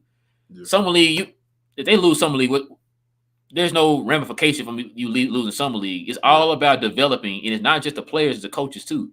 Yep. It's giving those guys an opportunity to develop, kind of get a feel of it. Hey, if this is what you want to do, cool. If not, you can move on or whatever. So that's why it's like that. And as far as like turning over and all that stuff, come on, man. These are all like rookies and undrafted players trying to make teams, bro. This is not a polished finished product, man. So you know what I'm saying? Like, if this was the NBA, then yeah, they giving as many turnovers and fouls and all that stuff. And yeah, I don't understand. You still got ball movement issues, spacing issues, because you got to remember too, All these guys are trying to show what they can do. Yep. You know what I'm saying? So that's why it's kind of a lot of, oh, you missing passes and all that type of stuff. Because like, yo, I'm trying to do my thing here so I can get a job too, just like you. So there's not a lot of structure to it, man. It's just a lot of guys going out there trying to play, trying to develop, and trying to show what they can do. Trying to get a job. Yes, sir. That's what they're trying to do. Johnny B says, speaking of Lawson, today is his birthday. Oh, there you go. Oh, he got his birthday circled and everything, huh, Johnny B? I'm telling Moses right, bro. Telling Moses right. It's getting out of hand out here, man. K-Dub says Mavs are stuck. They got 3 years to do something big. Otherwise, Luka might have a look around at let's see, at where he could go. Maybe LA, maybe Miami. I'm telling you, he's going to sign his next contract. Listen, I would almost bet my house on it, but I ain't gonna do that because wild stuff happened, and I don't want to put it up, King. But I'm telling you, he's going to sign the next contract. Now, after the next contract, we've seen now that guys may ask for a trade 1 year into the contract or whatever like that, but he's going to sign that next contract because that next contract is going to be like ridiculous. He might make it like 70, 80 million, man. That's what I'm saying, man. He's going to be close to it. It seemed to go up like 10 mil. Hold on, before you go, it seemed to go up like 10 mil every year. So by the time we get there, it may be like that's what I'm saying, close to 100 mil. Man, that's I don't even know what to say. Johnny V says kid benches Wood this season will start off on a bad foot. Like, what coach prioritizes the seventh best player over the clear cut number 2? Yeah, that's why. And Johnny, that's why I'm saying, bro. Like, I'm hearing these rumors like, oh, they want to start Reggie and all this sort of stuff over, and then start McGee. I just don't. But yeah, that's what I was saying. I don't know. Too, I think he's starting. I think he's starting at the 4. That's what I was saying too, bro. If this was Houston, if this was Houston and Christian Wood was still there, and they picked up JaVale McGee and Steven Silas said he was going to start JaVale McGee over Christian Wood, you think they were foolish? Yeah. And you'd have every right to think they were foolish. That's why I'm telling you, I'm sitting here like, if Jason Kidd's planning to do that and not have Wood start, like, you could start McGee at the 4 and Wood at the 5 and see if that works, and then if it doesn't work, just switch it out after that, whatever, just to have those guys both playing. But if he benches Christian Wood over JaVale McGee, like, that's stupid. It is what it is. Yeah, because he's your second best player. Like, not just because of the numbers, but talent wise, he's the second best player in the team. That's stupid. Yeah, I think he started, bro. In a contract year. Exactly, in the contract year, you risk the fact of, like, if he does contribute, I get further than you did. You risk him leaving because he's gonna get paid. Yeah. You're risking him leaving and getting a better contract somewhere else, or being put in a better situation somewhere else, and then you're back to square one again because you lost JB. Turn around, lose him. Then what you gonna do? There's not Christian Woods growing on trees out here every day. Hey, yo, everybody! Before the season starts, to piggyback on what Ro just said, when we watch this whole season go, Christian Wood is an unrestricted free agent next year. What was that word you used? Unrestricted, just like you guys know again. So when next season turns around, that's a word out here in Mad Fandom. It's a cuss word, man. That is a cuss word, bro. Red Brunlaw says, I agree, King, about catch and shoot guy. That's why I think he will contribute. He said, I think he still has a what did he say? Still has a couple of years to be a ball handler in the league. Yeah, bro, I kind of disagree, bro. From what I've seen in summer league, he has a lot to work on, man. And hey, maybe I'm wrong. Maybe he can get it all together by the playoffs, but I just don't see it. I just don't see it because not only for you to get it, that means you have to get opportunity to get it, to go out there and play. And I just don't see him having that type of opportunity this year. Now, we sat Josh Green out last year, and he'd been in the league, at that time, 2 years now? Yeah. You know what I'm saying? And you talking about a second-round rookie this year getting more opportunity than him? I can't see that, man. That's why I said it's going to probably take some time to get him, up to that part that everybody kind of thinks that he can get to. I mean, I'm not gonna lie to you. I mean, it's all mindset though, Reggie. If he has the mindset of a killer, wants to go out there and do his thing, and he wants to learn and all, maybe by the end of the season with planning the team and playing behind Luka and other guys, he'd learn and he'd be a part of that. It could happen. I'm not disagreeing with that. But I do disagree a little bit with what Rel was saying. Right now, with this team is the way it's currently constructed, and knowing Spencer Dinwiddie's going to start, I do think he's going to have a big role in the team no matter what. I think the guy that he's competing with is Frank Ntilikina. And I think Frank Ntilikina has to, like, if Spencer starts, Frank is the only, like, ball handler guy right now we have as a guard, point guard, anything at all, that can play off the bench and set guys up.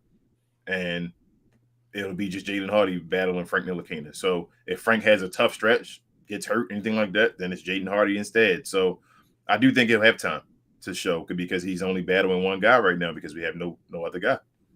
Jesus Christ, boy. The Spencer starting, it messed JB leaving. Screwed the whole thing up. My God. It screwed the whole thing up.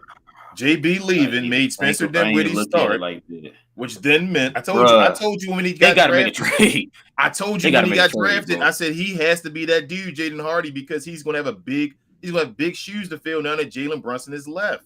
When Jalen Brunson left, they put Spencer Dinwiddie in the starting as a 2 guard because he shouldn't really be the starting guy, but they have no other option really right now to do it because unless you put Tim Hardaway Jr. there, unless Tim Hardaway goes off and he goes there, Spencer Dinwiddie has to go back to the bench or we have to find another ball handler. It has to happen or we have nothing. And right now they want to have 2 ball handlers in the starting lineup at least because with Luka doing it by himself, it hurt him as far as guys were just attacking him. So they want to put Spencer in the starting lineup, but then you lose everything on the bench. So, yeah, man. Jaden Hardy got a big step to make. He got to be somebody off the bench, be able to produce and pass the ball to folks or something, or we need someone else. Jesus, boy. Cuz, what's good, man? It's a Glow game, top of the morning. Yes, sir. Yes, sir. Boy, you just messed my whole day up with that one, bro. Hey, man, that's the truth. Todd, anyway, C. Woods is an all-star. Do you see any way that he's an all-star this year? He could. You just got to see, man. The West is so deep. So we're just gonna have to see. He got the potential. He's on a better team, so he gets more eyeballs. So that's one thing. Especially if Dallas is winning. We had conversations about that other guy possibly making an all-star game last year. So it's a chance if he goes out and plays. The thing is that he got to compete with like Kawhi Leonard and Paul George now. Yeah, because remember it's front court, back court. So you got 2 other people you got to compete with or whatever at that position. So Johnny B says, but to be fair to Hardy, he's getting trapped a lot out there. The defense is predicting towards him every night. I'm the league. Nobody. Oh, predicated. I was saying. Oh, predicated. Okay, I'm sorry. Predicated towards him every night. I'm the league. Nobody really plays defense, and he won't be focused on defense. Be the focus of the defense. What he's pretty much saying. Yeah, I guess you could say that. You get a little bit more free looks on offense because he's. I don't like people saying that though, bro. Like people. I keep hearing a lot of folks saying like defense is better in the summer league. Absolutely not. There's no way, Johnny B. Defense is not better in the summer league, bro. If that was the case, everyone that dominates in summer league should be dominant in the regular season. Everybody that's dominant and puts up 20-something points a game, AJ Lawson should come in the league and be dominant then because he's dominating the summer league. That means I know Chet is going to be dominant. Chet really going to be a beast. If that's what we're talking about, that's that summer league thing because, man, it's different defenders and guys play different defenses based on how much you get the ball. So if he's going to get the ball a lot on the team, then defenses are going to come at him harder defenses with guys that are more athletic because he's the guy that holds the ball more. So he has to change his game up depending on what he wants to be. If he's a catch and shoot guy, then yeah, it'll be easy, wide open shots. But if he's going to be a dribbler and a playmaker, it's going to be tougher for him in the NBA. Yeah, that is true. Being said to be frank, he just turned 20 a few days ago. Yeah, he's still young. That's why I said he's still young. Yeah, nobody giving him. It's years from a project. Yes. That's why I just said I want everybody to temper their expectation, man. Like he finna come in here and be JB right now. So we gotta y'all see it in the summer league.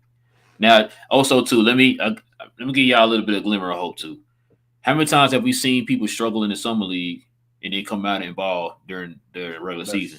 True. Prime example. I'm not saying he's gonna be this guy, But LeBron, y'all, if y'all remember LeBron in Summer League, LeBron struggled in the Summer League, did not look great. And a lot of people were like, oh, maybe he shouldn't have been number one. Maybe it should have been Carmelo. And then, of course, we see what LeBron did for the rest of his career. So, Trae Young. Yeah, that's prime example too. Trae Young. Trae Young looks horrible. In something. They killed this dude. They were killing him talking about, oh man, Atlanta should have got Luka or whatever. They still should have got Luka. And then you see how Trae Young is. So, yeah. They still should have got Luka, but still should have got Luka, but yeah. Ty says Hardy can be an easy bucket. I think I think it'll be him and Green competing for minutes. I told y'all this is going to help Josh Green. This is going to help Josh Green. Jaden Hardy, that's why you get young talent as well. They help each other. It's competition and all that. Like, guys want to be the best. This is going to help Josh Green. I think Hardy's going to be nice. Like, I think he's going to be a decent player and all. It's just, you got to pump the brakes. I know Luka is so young and so great. That's not the usual process of a player, though. Luka is an anomaly. That's not even that, King. Like, it's not even just that. It's like players now when they come into the league. Look how quick these like the Tatums, the Trae Youngs, the Lukas. All these young guys come in at like 19, but they're the top automatically.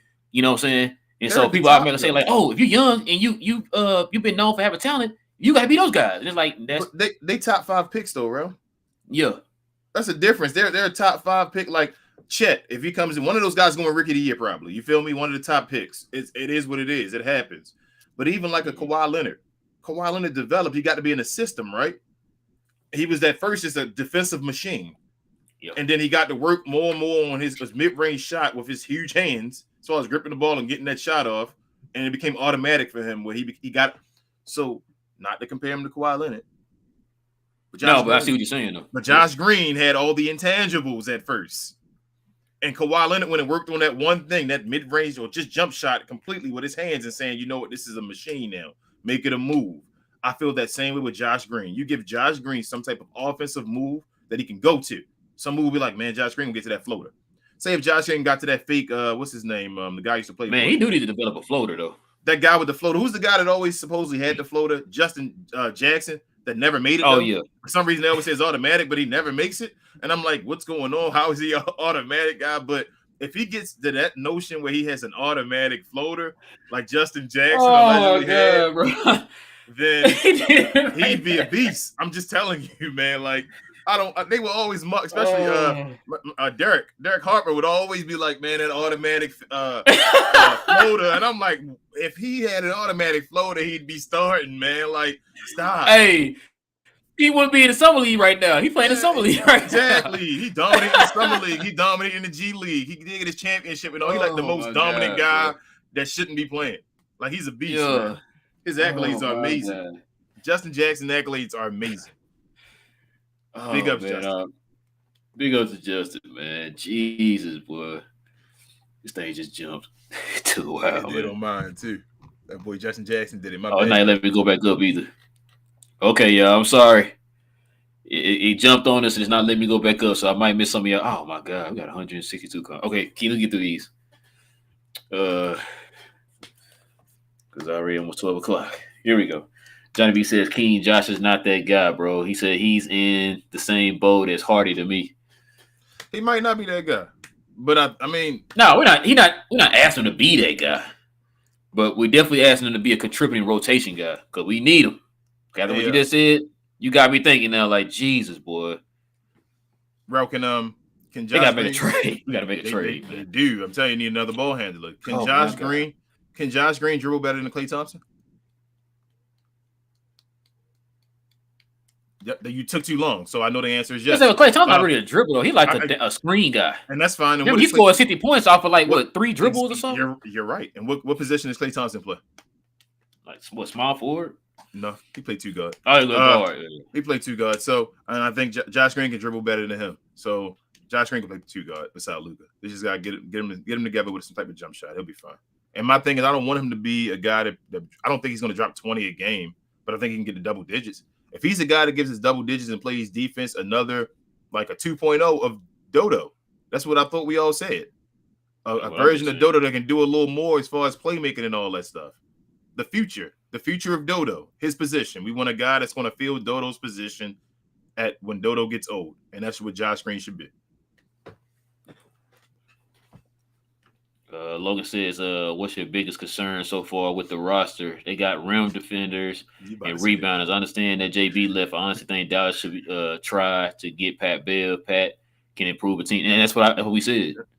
Get like a Pat Bev. He's cheap too. And he got 1 year left.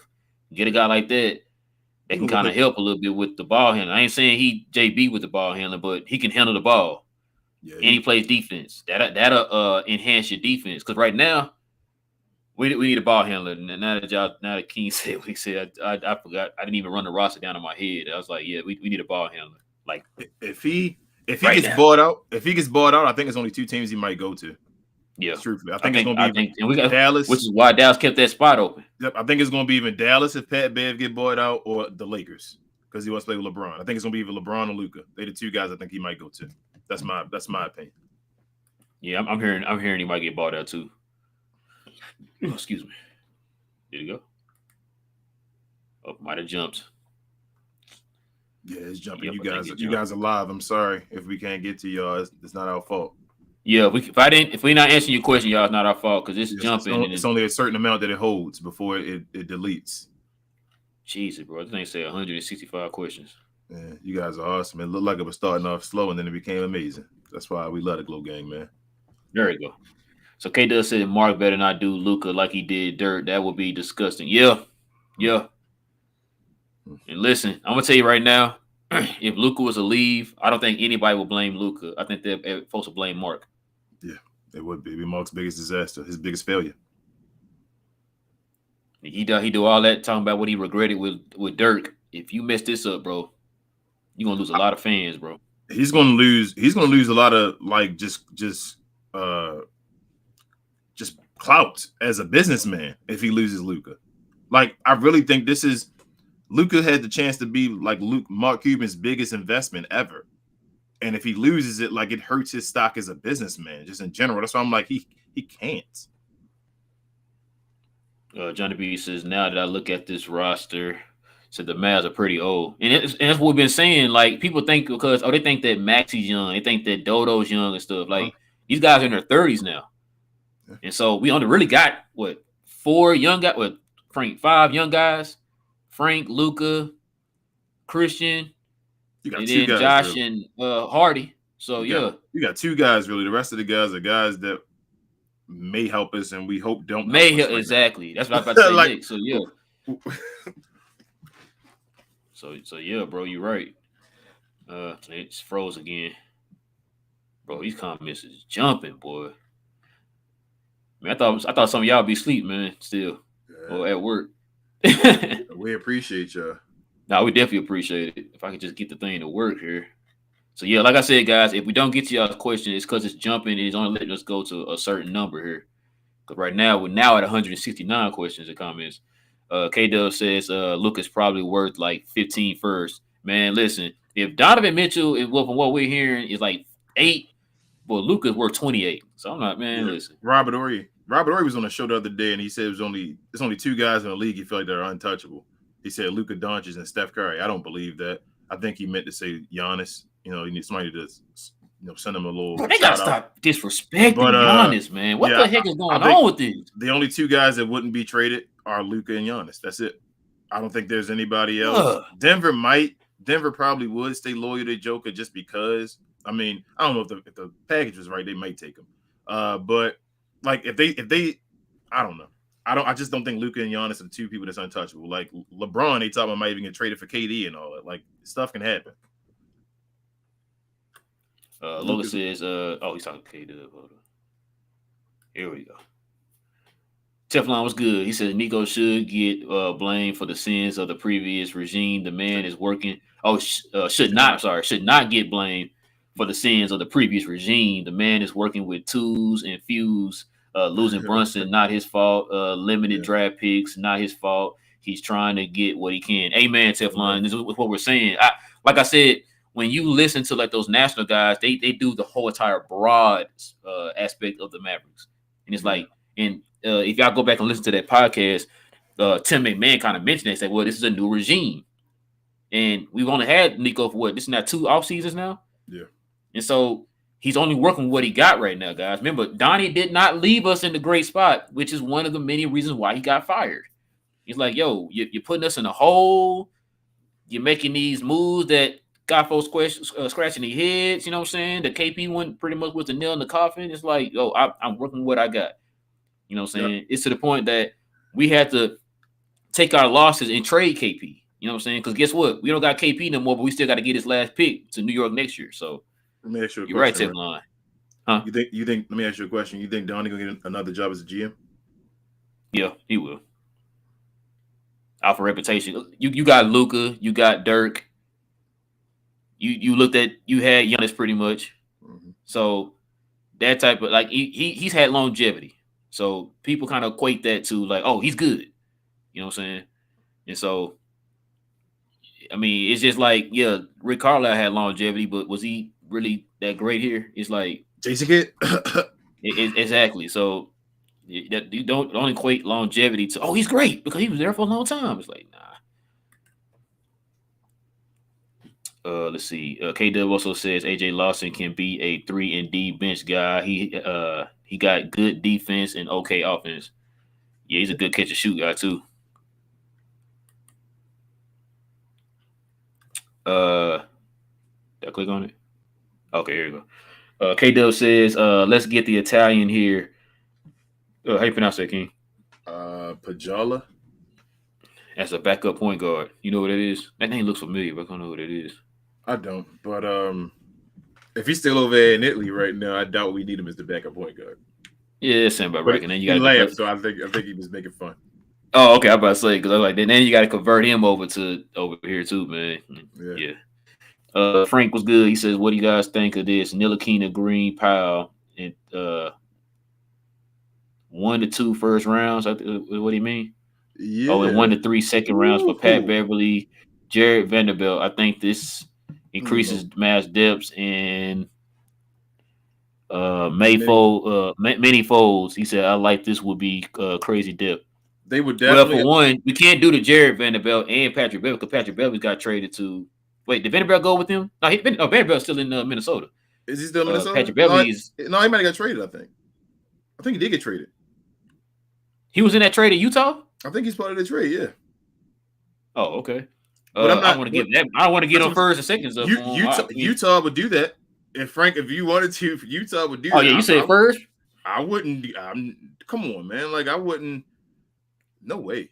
I'm not to be against you, Frank, but I'm just saying, nah, man. Like, no first rounds for that. And, not for them two. Maybe especially when you said what you say earlier, King. Would you say earlier Pat Bev probably might get bought out? Like you get him straight up. Yeah, like nah. And Jared Vanderbilt ain't worth no first rounder. Nah. I like Vanderbilt too. Yeah, the boy's long, good defender, but not no first rounder. Mm-mm. Matter of fact, I don't think they got him in the first round, did they? I don't know, but we giving up Green and Ntilikina. Like Green can still become somebody. He has a little bit of value because he's young and he's a higher draft pick. And then like I don't think we'd have to give that much up for that, is what I'm saying, Frank. Look, you may be on to something with the trade for those two, but I would like to have both of them. But Jared, we probably could trade for him, and Pat Bev probably gonna be bought out. So I don't think we got to give all that up for him.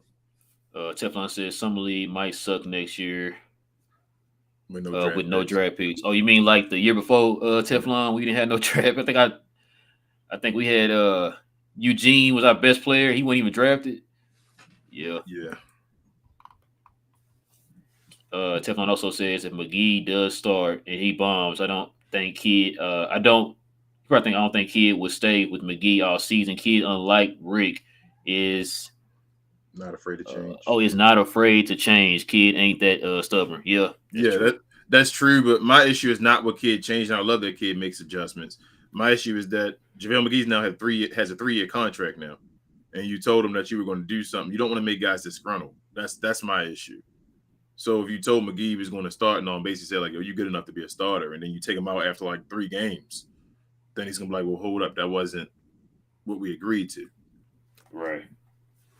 What's good, man? He said, "I feel like Dinwiddie is going to play with the chip on his shoulder. Don't sleep on him this year." I hope so. I just still feel like he shouldn't start. Not saying he's gonna play bad or anything. We just don't feel like he should start because now you don't have a Nobody on the bench. Cheesy just told that. That's Bro, I funny. swear to you, bro. Ever since you just said that, it's been in my head this whole time. I'm just running Bro, scenarios in my I've head. been bro. telling you, man. That's why you've been sitting here like you changed your mind on the team and all. I'm like, I didn't, bro. But I'm paying attention to the squad. There are holes. There are like big holes in this team, man. They're trying And to the funny fill thing a about it, hole. remember I said that I was like, bro, we gotta draft a starting guy. Bro, they putting that much faith into Jaden Hardy. That's what I was saying before. Like he has to be that with JB leaving because they have to have two ball handlers in the starting line. They don't just want to have Luka as the only ball handler. That's crazy.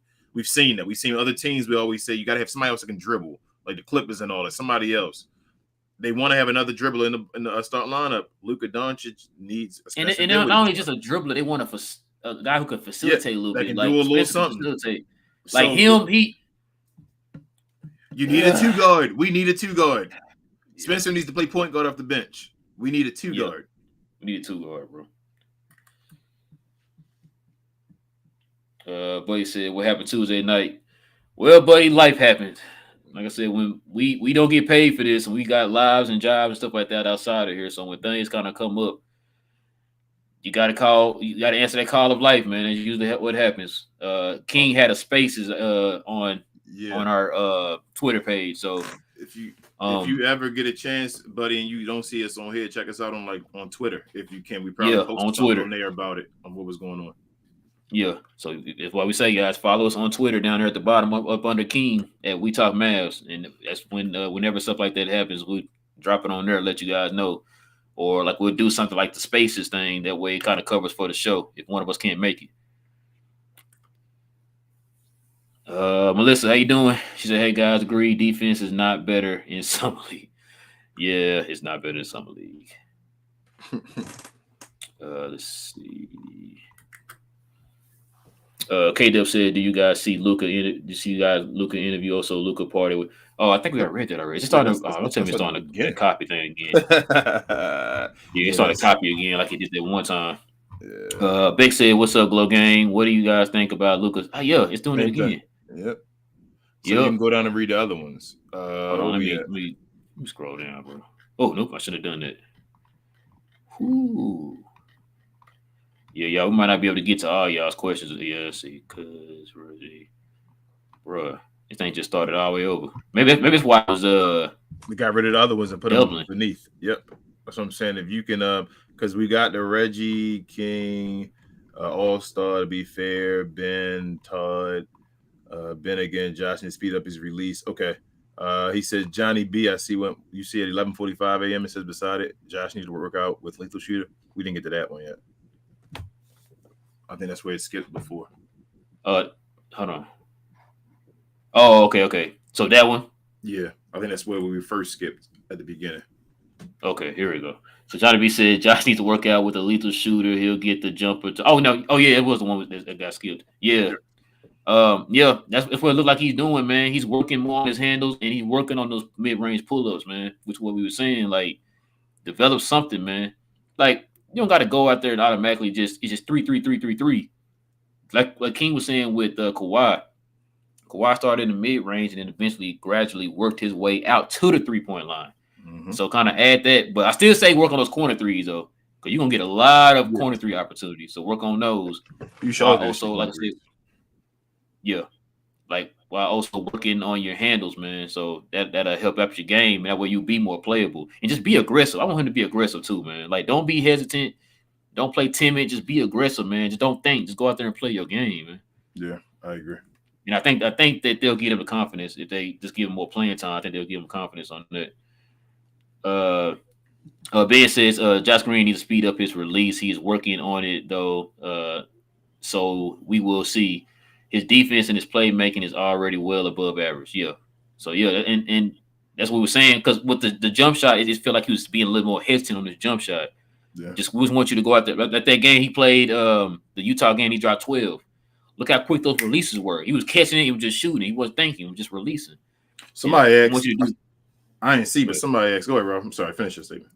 No. Go ahead. Somebody asked, and the thing was, I crying about Ben Simmons still the whole hour, and I'm like, you see what you talked about as far as we need another guard, huh?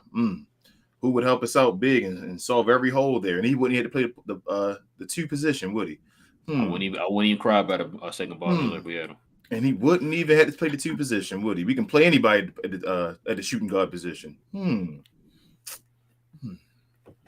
K. Dub said, let's get Pat Bev and Bojan and give them Bertans, Powell, and maybe a second. I'd do that in a heartbeat. I'd do that too. Yes. I would. What are we talking about? I wouldn't even ask any questions. Yeah. Sign on the dotted line here, sir. I don't think the Jazz would do that, but the Jazz definitely would not do that. Damn, King, I just lost my spot, bro. We had backpack saying Pat Bev would have been. Oh, there you go. Okay. I would say it jumps. Yeah, he said Pat Bev would have been great. Yeah, I mean, he can still get bought out. Yeah. Just saying, he can still get bought out. I would take Pat Bev. Let me ask you a question. We get Pat Bev. Do you feel better about the offseason then? Not saying like, oh, he's a missing piece, but I'm just saying like that's a solid move. Would you be like, okay, I think we're good now? I think it fills holes, if that makes sense. We may not be great at every position, but we have holes right now. So yes, it would be like we'd be ready to start the season. Right now, I don't think we're ready to start the season. Yeah, I don't. Yeah, we're not. I still feel like we just need that one more move. Yeah, I really do. I don't think KD's getting traded too. So that's why I kind of think that like teams like Indiana kind of went ahead and jumped on that. Yeah. Which is why I told you that. Like I told you that a few days ago. I said I don't think because they're asking for too much. You're like, yeah, give me these 20 players, these 20 draft picks, and the team's like, man, I can't give you that. I can't meet it. I guess I'm gonna have to keep them then. And that's their thinking. It's like they're constantly raising up the asking price, so people be like, I can't meet that, bro.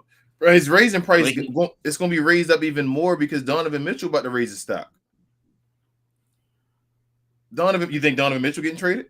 You think the Knicks going to be forced enough to do it? Traded. Oh, my goodness. King, hold on. It's the Knicks. Oh, my goodness, man. Melissa, I'm sorry. I want to know if you in this comment still how you feel about that. You going to give us 7 first rounders for Donovan Mitchell? Y'all give up. If you want to do that, then go get KD. Go get Kevin Durant if you're going to give up 7 of them for Donovan Mitchell. But, okay. It is what it is, King. It is what it is. Young says, I blame myself for jinxing Hardy's last few games. Dang it, Young, it was your fault, man. We blaming you. Young.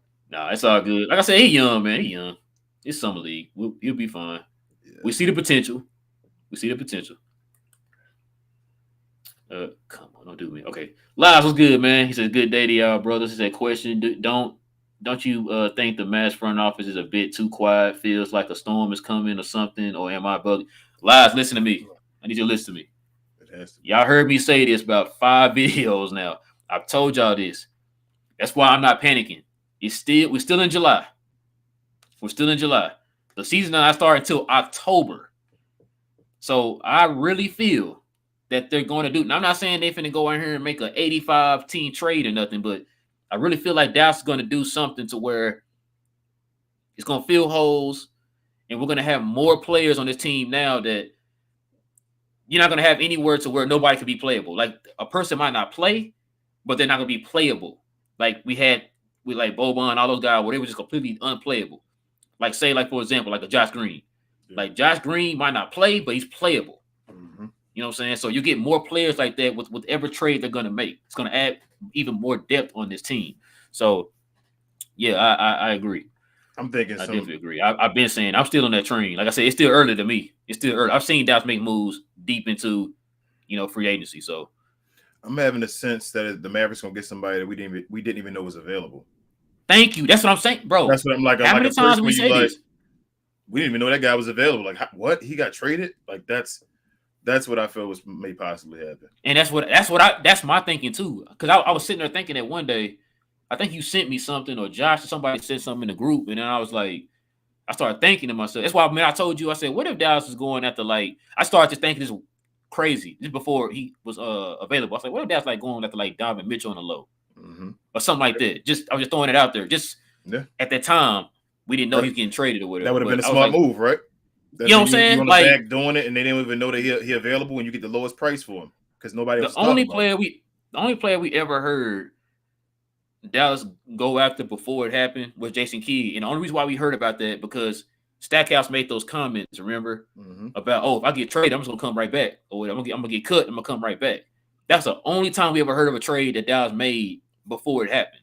Because he didn't make those comments, we would have never known that, they're getting Jason Kidd? Like, okay. You know what I'm saying? And so that's why I'm like, I'm with you. That's why I'm saying I'm holding on hope. I'm thinking like they left that spot open to just in case somebody get bought out, like a Patrick Beverly, or they left it open so that way, if they make a trade, like say they get rid of the Dwight Powell, but they get like 2 people back. You have that person that took the Dwight Powell spot while also having the spot open to slide that other person in, like they did before. That's why they didn't do with the KP trade. Remember, they had to cut Moses Brown to slide Bertans in. Yep, I agree with you. Where we at? Ben Price said, "Real stop playing and join the Green game." Like I said, look, I like Green. I like him. I just want him. There's some things that he can touch up on his game. I just want him to come in, be aggressive, like we've been saying.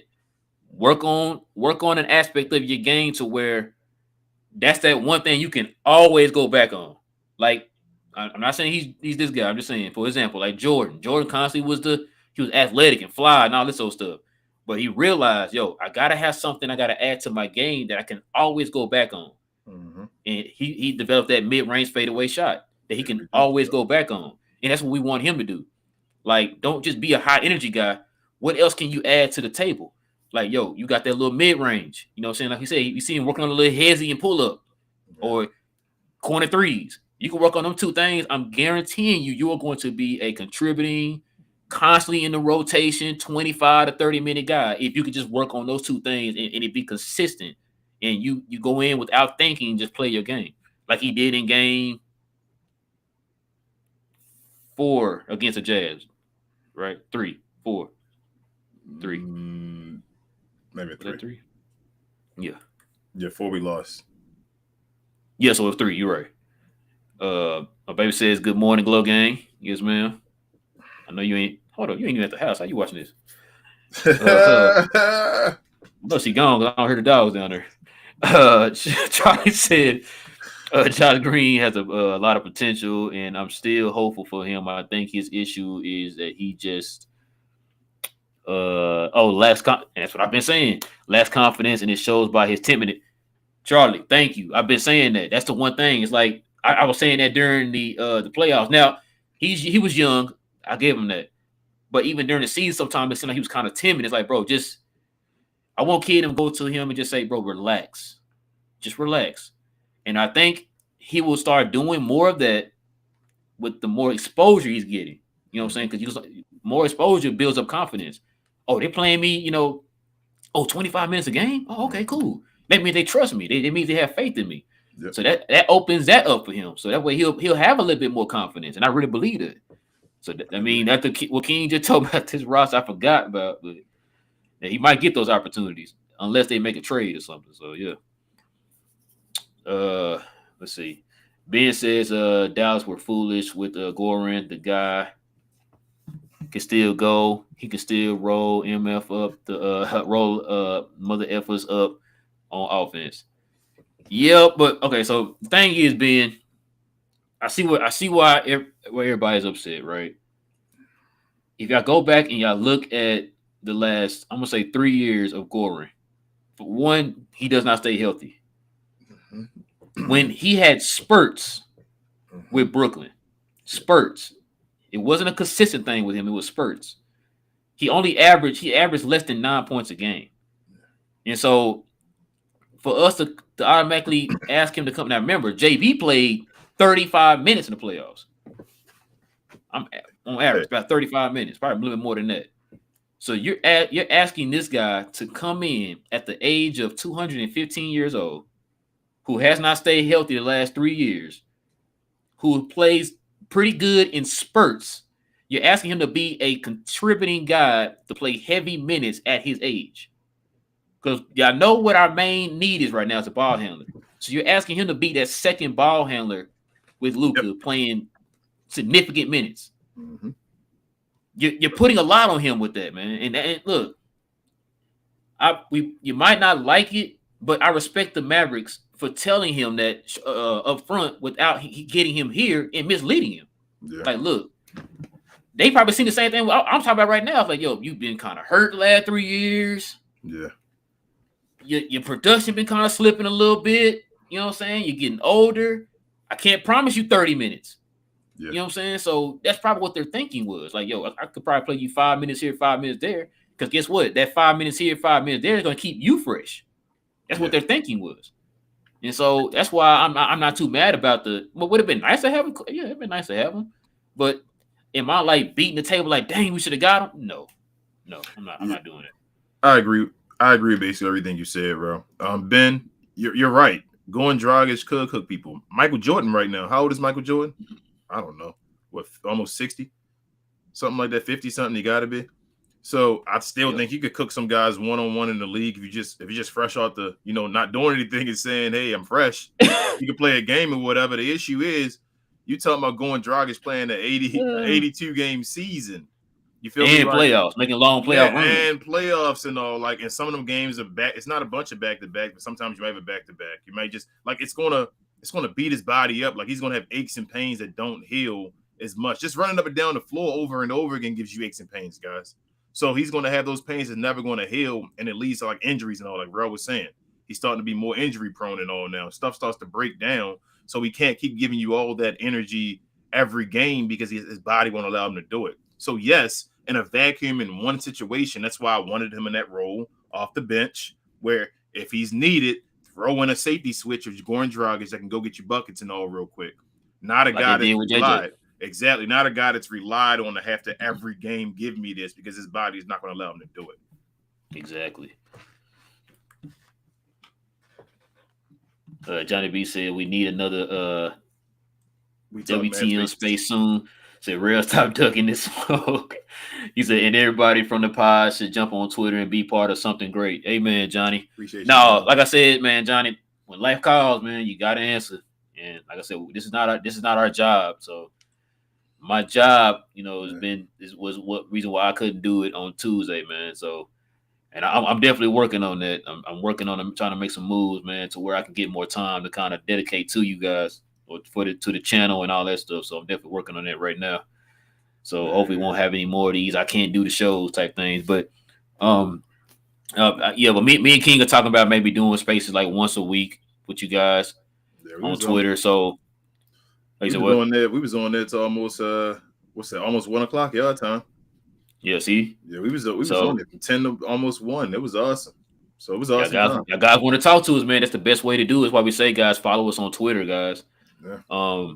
We can start having spaces. Y'all guys can kind of comment with us, man. Y'all can help us run the show. It's like y'all show on spaces. You know what I'm saying? That's all y'all. Y'all decide. Y'all decide who's popular. Y'all decide who y'all want to be, who y'all want to be seen. Y'all decide everything. So that's why we always bow down to y'all because it's y'all show. Cause look, y'all got our show going right now. This is majority of the time is y'all show, man. Like that's why we say Glow Gang. This is like a family, man. This is like, a community within a community. Within a Mav community, it's a sub community. You know what I'm saying? So yeah, we definitely gonna do more spaces, guys, here. Like I said, we're probably gonna work on maybe doing it like once a week. You know what I'm saying? For you guys. So follow us on Twitter, guys, if y'all want to join those spaces. Because I know Johnny, I know you were one of the main ones on there. Yeah, I mean, Micah, go ahead and join us on Twitter, man. Shout out to Micah too. Micah, he might not be on here today, but he was on there as well. Much love. Yes, sir. Yeah, he follows us on Twitter too. Ty was good. He said, "Do y'all?" Oh, what's that? I was just gonna say there were a lot of people on there. I don't want to discredit everybody. There's a bunch of people on there that was chilling and dealing with it, but the main guys that were talking were Micah and Johnny B. Ty says, "Do you guys think the Mavs are still a top 4 in the West?" You know, it's funny. Let me see something real quick. I know we pressed on time. Right, it's gonna be. I was thinking about this earlier. I told you. That's why I said. Matter of fact, when you sent me that, that's why I said about that comment about the guy with the play-in, man. Like, it's the West, man. It's the West. You still got the champions. You got the champions. Well, you know what? Never mind. So I was gonna look at the roster, right, and then see who added what. Like, so you got Memphis. You got Memphis, right? Memphis. They didn't really add anybody. They didn't add anybody, but they're still young, right? Yeah. So they're young and they had injuries, so they should be better. right? You got young guys who most improved and stuff like that. They should get it even better. Okay. Golden State is the champions with young guys, right? Okay, that's 2 right there.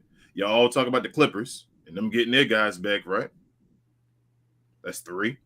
Denver gonna have their guys back. Everybody worry about the Denver and saying, hey, they finally gonna have, but they're gonna have their guys back. It may not, even if it doesn't click, bro. They got to the number 6 seed this year, right? Without both of their guys. Even if their guys are both at 70%, that's gonna be an improvement over what they had already. You got who else? Minnesota, who I think Minnesota's gonna win games. Like they may not win. They're not gonna win a championship, but they're gonna win games. Like the Minnesota's up there. You got who else did we not say yet? Utah's gonna fall off. So I think Utah is the one team that's gonna fall off. I told you, if Damian Lillard plays, Portland's gonna be competitive. Like as long as he's playing the whole season, they're gonna be competitive. With Jeremy Grant, I think they're gonna at least play for the play-in. We don't know what the Lakers are gonna do. Like there are a bunch of teams that. Who else was we at 5th, 6th? The Pelicans. Oh, I think the Pelicans are going to be the Pelicans have a top 5 offense next year. What? The issue is going to be their defense. I keep telling everybody that the defense is going to be the issue with the Pelicans, and that's going to be their problem in the playoffs. If they make the playoffs, I think they will. But they're going to win like 40-something games, high 40s, around that, if not 50s, with their offense. They're going to be one of the best and most fun offensive teams in the NBA this year. Watch what I tell y'all. So it's man, goodness, man. Like I'm telling you, one game could be. Oh, do I gotta so you gonna answer that question now? I mean, do I have to answer it now? You answer it. Yeah, you should answer it right now. Well, you gotta make me answer it. I don't know. It's question marks, man. It's too many question marks you don't know. Because and on top of that, like the reason why a lot of those teams got to the position they were in is because we said earlier in the video, people were hurt. Yeah. Dame got hurt. You know, Kawhi and them were out. Jokic missing his 2 guys. You know what I'm saying? So stuff could happen. That's what we said. Stuff could happen either way. Christian Wood can come out and drop 25 and 12. It could happen. You feel me? It could happen. I'm not saying it, but I'm just asking you right now, based off of what you've seen, everybody healthy on the even playing field. Do you feel like the Mavs are a top 4 seed? I might sleep on that one. Yeah, this is probably the one time I can say like we have to wait and see, because the West is so freaking deep. Like it's the East, like yeah, we get there, but the West is like you said, everybody coming back. This is if they not look how deep the West was last year, and you got teams coming back. If they not a top 4 seed, you got teams coming back. If they not a top 4 seed in your eyes, you don't got them making them. You don't have them guaranteed making the second round. Yeah, that's crazy. You don't have them guaranteed making the second round if they're not a top 4 seed in your head. That means they could lose in the first round. That's what you're thinking maybe in your head right now. That's something we have to make more moves. That's as simple as that. Would JB change that? With JB, I'd have been fine, bro. I'd have been sitting here with you like, JaVale McGee, we got him now. Christian Wood. It's that one hole that got me. One hole. And it's not that he's that big of a player. Like we're saying, we're not saying he's Penny Hardaway. It's just what he was to the team at that position. It's his role. When we haven't been saying that this whole time. We haven't filled his role. And now it's like, well, that's a big role. He had the second most important role in the team. Second or third, guys, however you want to put it, on the team last year. And we got rid of that. We haven't filled it. So I don't know. Johnny B says if the Mavs bench Wood, he'll leave in free agency. He's starting caliber player, just like JB. I'd be offended if I were Wood at how they view my value on this team, and that's a lot of people were saying too. You know, but I don't think I don't think he comes off the bench, bro. I'm foolish. Willing to bet my house on it. I'm willing to bet my house on it. I mean, I have to talk to Terry about that, but yeah, but I don't know. I don't think he comes off the bench, bro. He's a key addition to this team that we got, bro. I don't see him coming off the bench. Could be wrong, but I just don't see it. I hope you're right. Let me give you your line. I hope you're right. Yeah, I'm trusting you, man. I'm trusting you to do the right thing. Being said, Wood playing wing is massive. It means we have Maxey and Reggie as bench wings, is what I was saying. This is a deep position for us now. not just relying on Doe and Reggie to play 40 minutes in each in the playoffs, which is what I was saying, Ben. That's what I said. I said with Wood being at the 4, they can play him more as a wing because he can handle the ball and go get his own buckets. Like if he was one of those lumbering 4s where you got to set him up or airplay, then I'd be sitting there like, man, I don't know about this one. But because he can put the ball on his floor and he can assist too a little bit. Yeah. Like he can do and get his own at that size. And he's a fluent mover. He's a better space filler on the perimeter. So that's why I say I think with Doe on one side of him and with JaVale McGee, who's a defender, on the other side of him, I think that'll help him too. Especially, man, listen. If the starting lineup is Luka, Spencer, Dodo, Christian Wood, and JaVale McGee, bro, do you know how long our team is? We could literally touch hands on a zone, bro. Yeah. That zone would be stupid. Like that, man, that zone would be crazy, bro, with all that length out there, man. I'm just usually so optimistic, bro. I'm not gonna lie, man. I just keep having King, I need your optimism, man.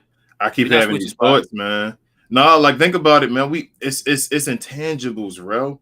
It's not even just the regular. Reggie is not a good bench player. We about to lose Reggie.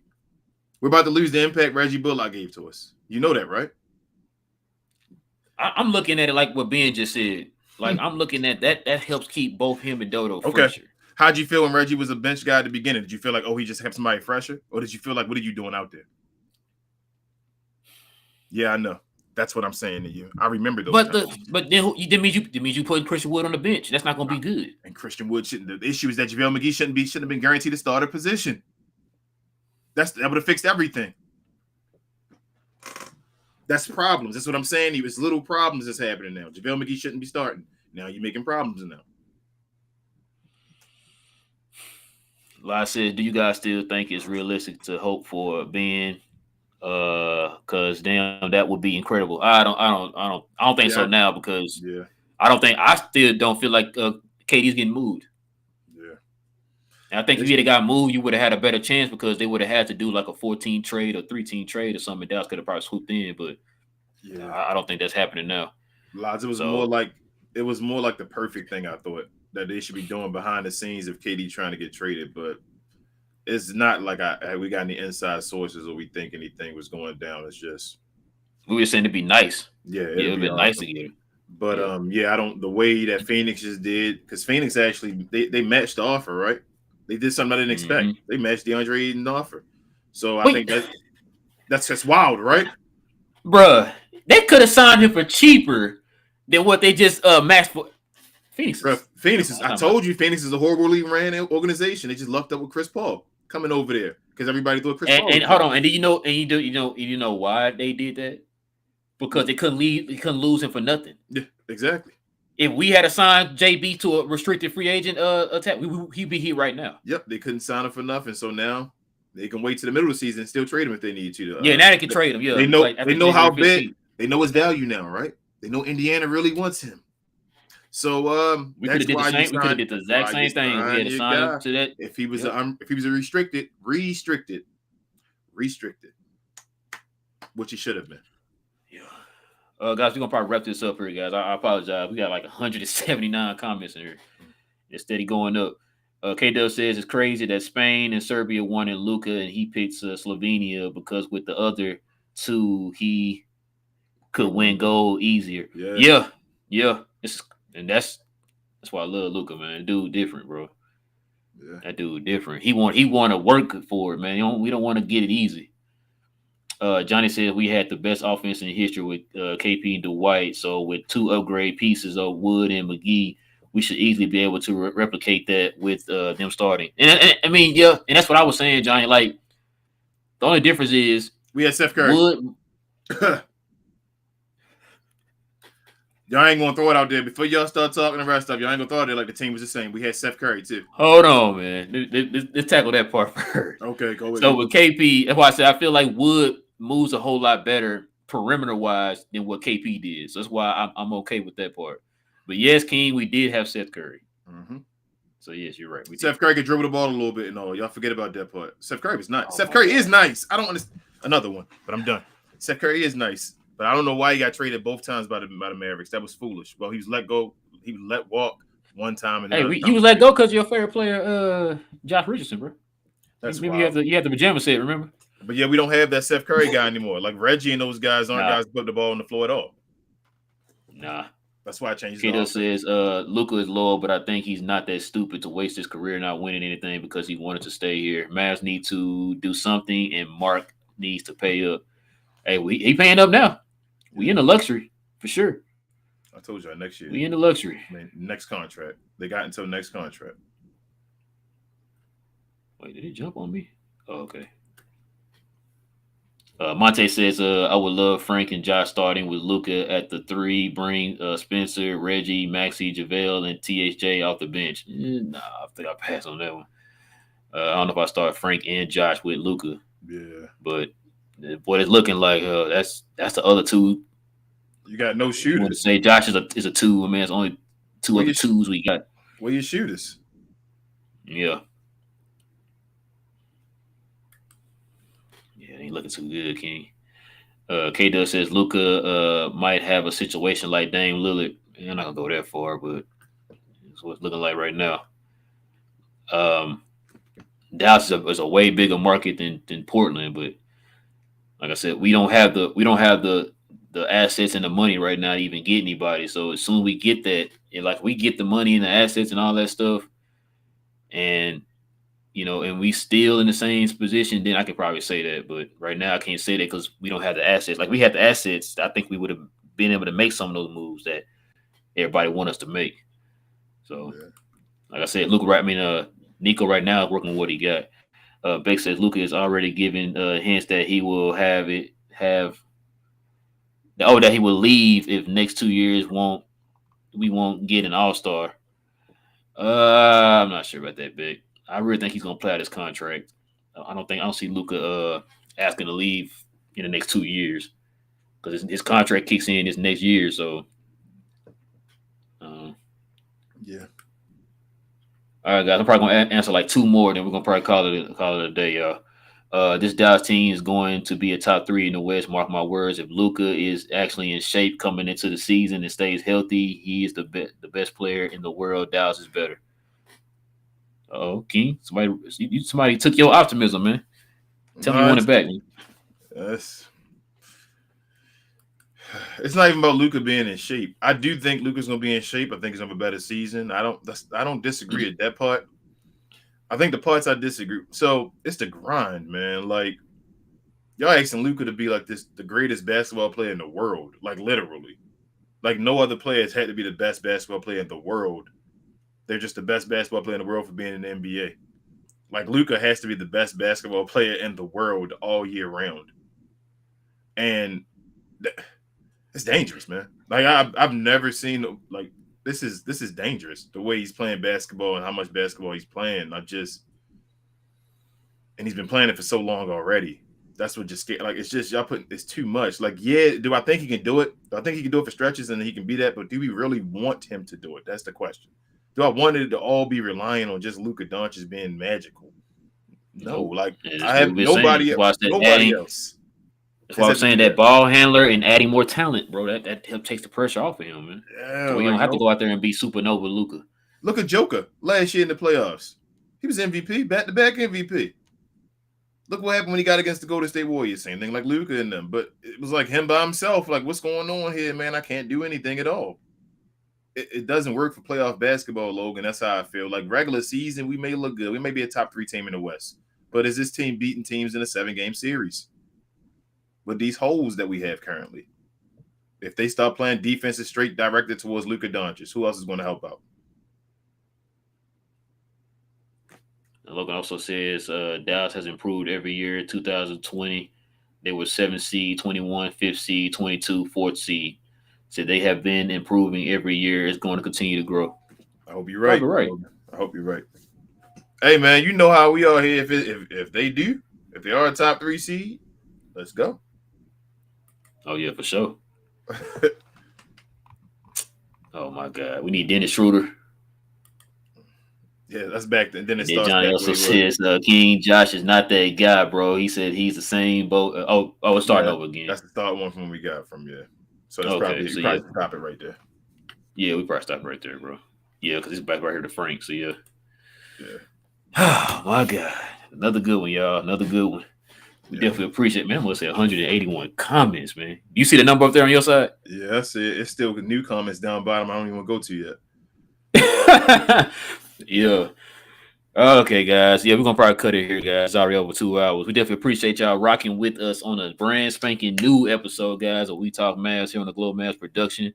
Listen, guys, do us a huge favor and hit that subscribe button, guys. We're trying to make it to that first 700, man. We on our way to our first 1,000, guys. So go ahead and hit that subscribe button and hit that notification bell, so whenever we drop a video, you guys will be the first to know. Also, guys, if you enjoyed this content today, guys, go ahead and hit that like button. That'll help us out a lot. That'll help us build up our algorithm, guys, because we're definitely continuing to grow on both here and on our socials, to where, you know, we're growing the Glow Gang slowly but surely, but we're definitely getting there. Especially speaking of our social, y'all see down here at the bottom, we got We Talk _Mavs on Instagram, and definitely follow us on Twitter, guys. Follow us on Twitter. A lot of y'all already do that. We follow you guys back too if y'all follow us on Twitter. Just kind of showing love to the Glow Gang. Follow us on Twitter at We Talk Mavs, all one word. Like I said, we're gonna probably do spaces like once a week, guys. With you guys, it's something simple. We ain't gotta set all this up for you guys. We can just talk to you guys straight up on Twitter, so you guys can kind of run the show yourselves on there, man. On spaces, like King was saying, you guys can kind of jump in, give you comments, give you questions and stuff like that, man. On spaces, we can start having that once a week. So kind of have our Twitter thing, we have our YouTube thing. Also, you guys can follow us on the podcast too. I know King was gonna bring that up. I know that's his thing. But follow us on our podcast, on all podcast streaming services, guys. We're on those too. We're pretty much on everything, guys. Pretty much on everything. So just go ahead and follow us on all those. Kings, or anything that you want to add, man? Yeah, one, share everything. We're on everything, please, to anybody you may know. And two, Micah, on the last spaces, I know I muted you for a second. I couldn't figure out how to unmute you, but he had something going on in the background. I think he was dealing with his child or so. So I just muted you for something. That wasn't my fault. I wasn't trying to block you and not allow you to talk again. I was trying to figure out how to put you back on towards the end of the show, but that's all. I just wanted to apologize to you for that. Yes, sir. But without that being said, guys, listen, we will be back here. Like I said, follow us on Twitter. We'll be on spaces between now and then. But what's today? Friday. So Tuesday, guys, we'll be back here on Tuesday. Same map time, same map channel, 10:30 p.m. as y'all guys know. So come holler at us on that day, and also follow us on Twitter. We'll be on spaces. And with all that being said, guys, we are out this piece.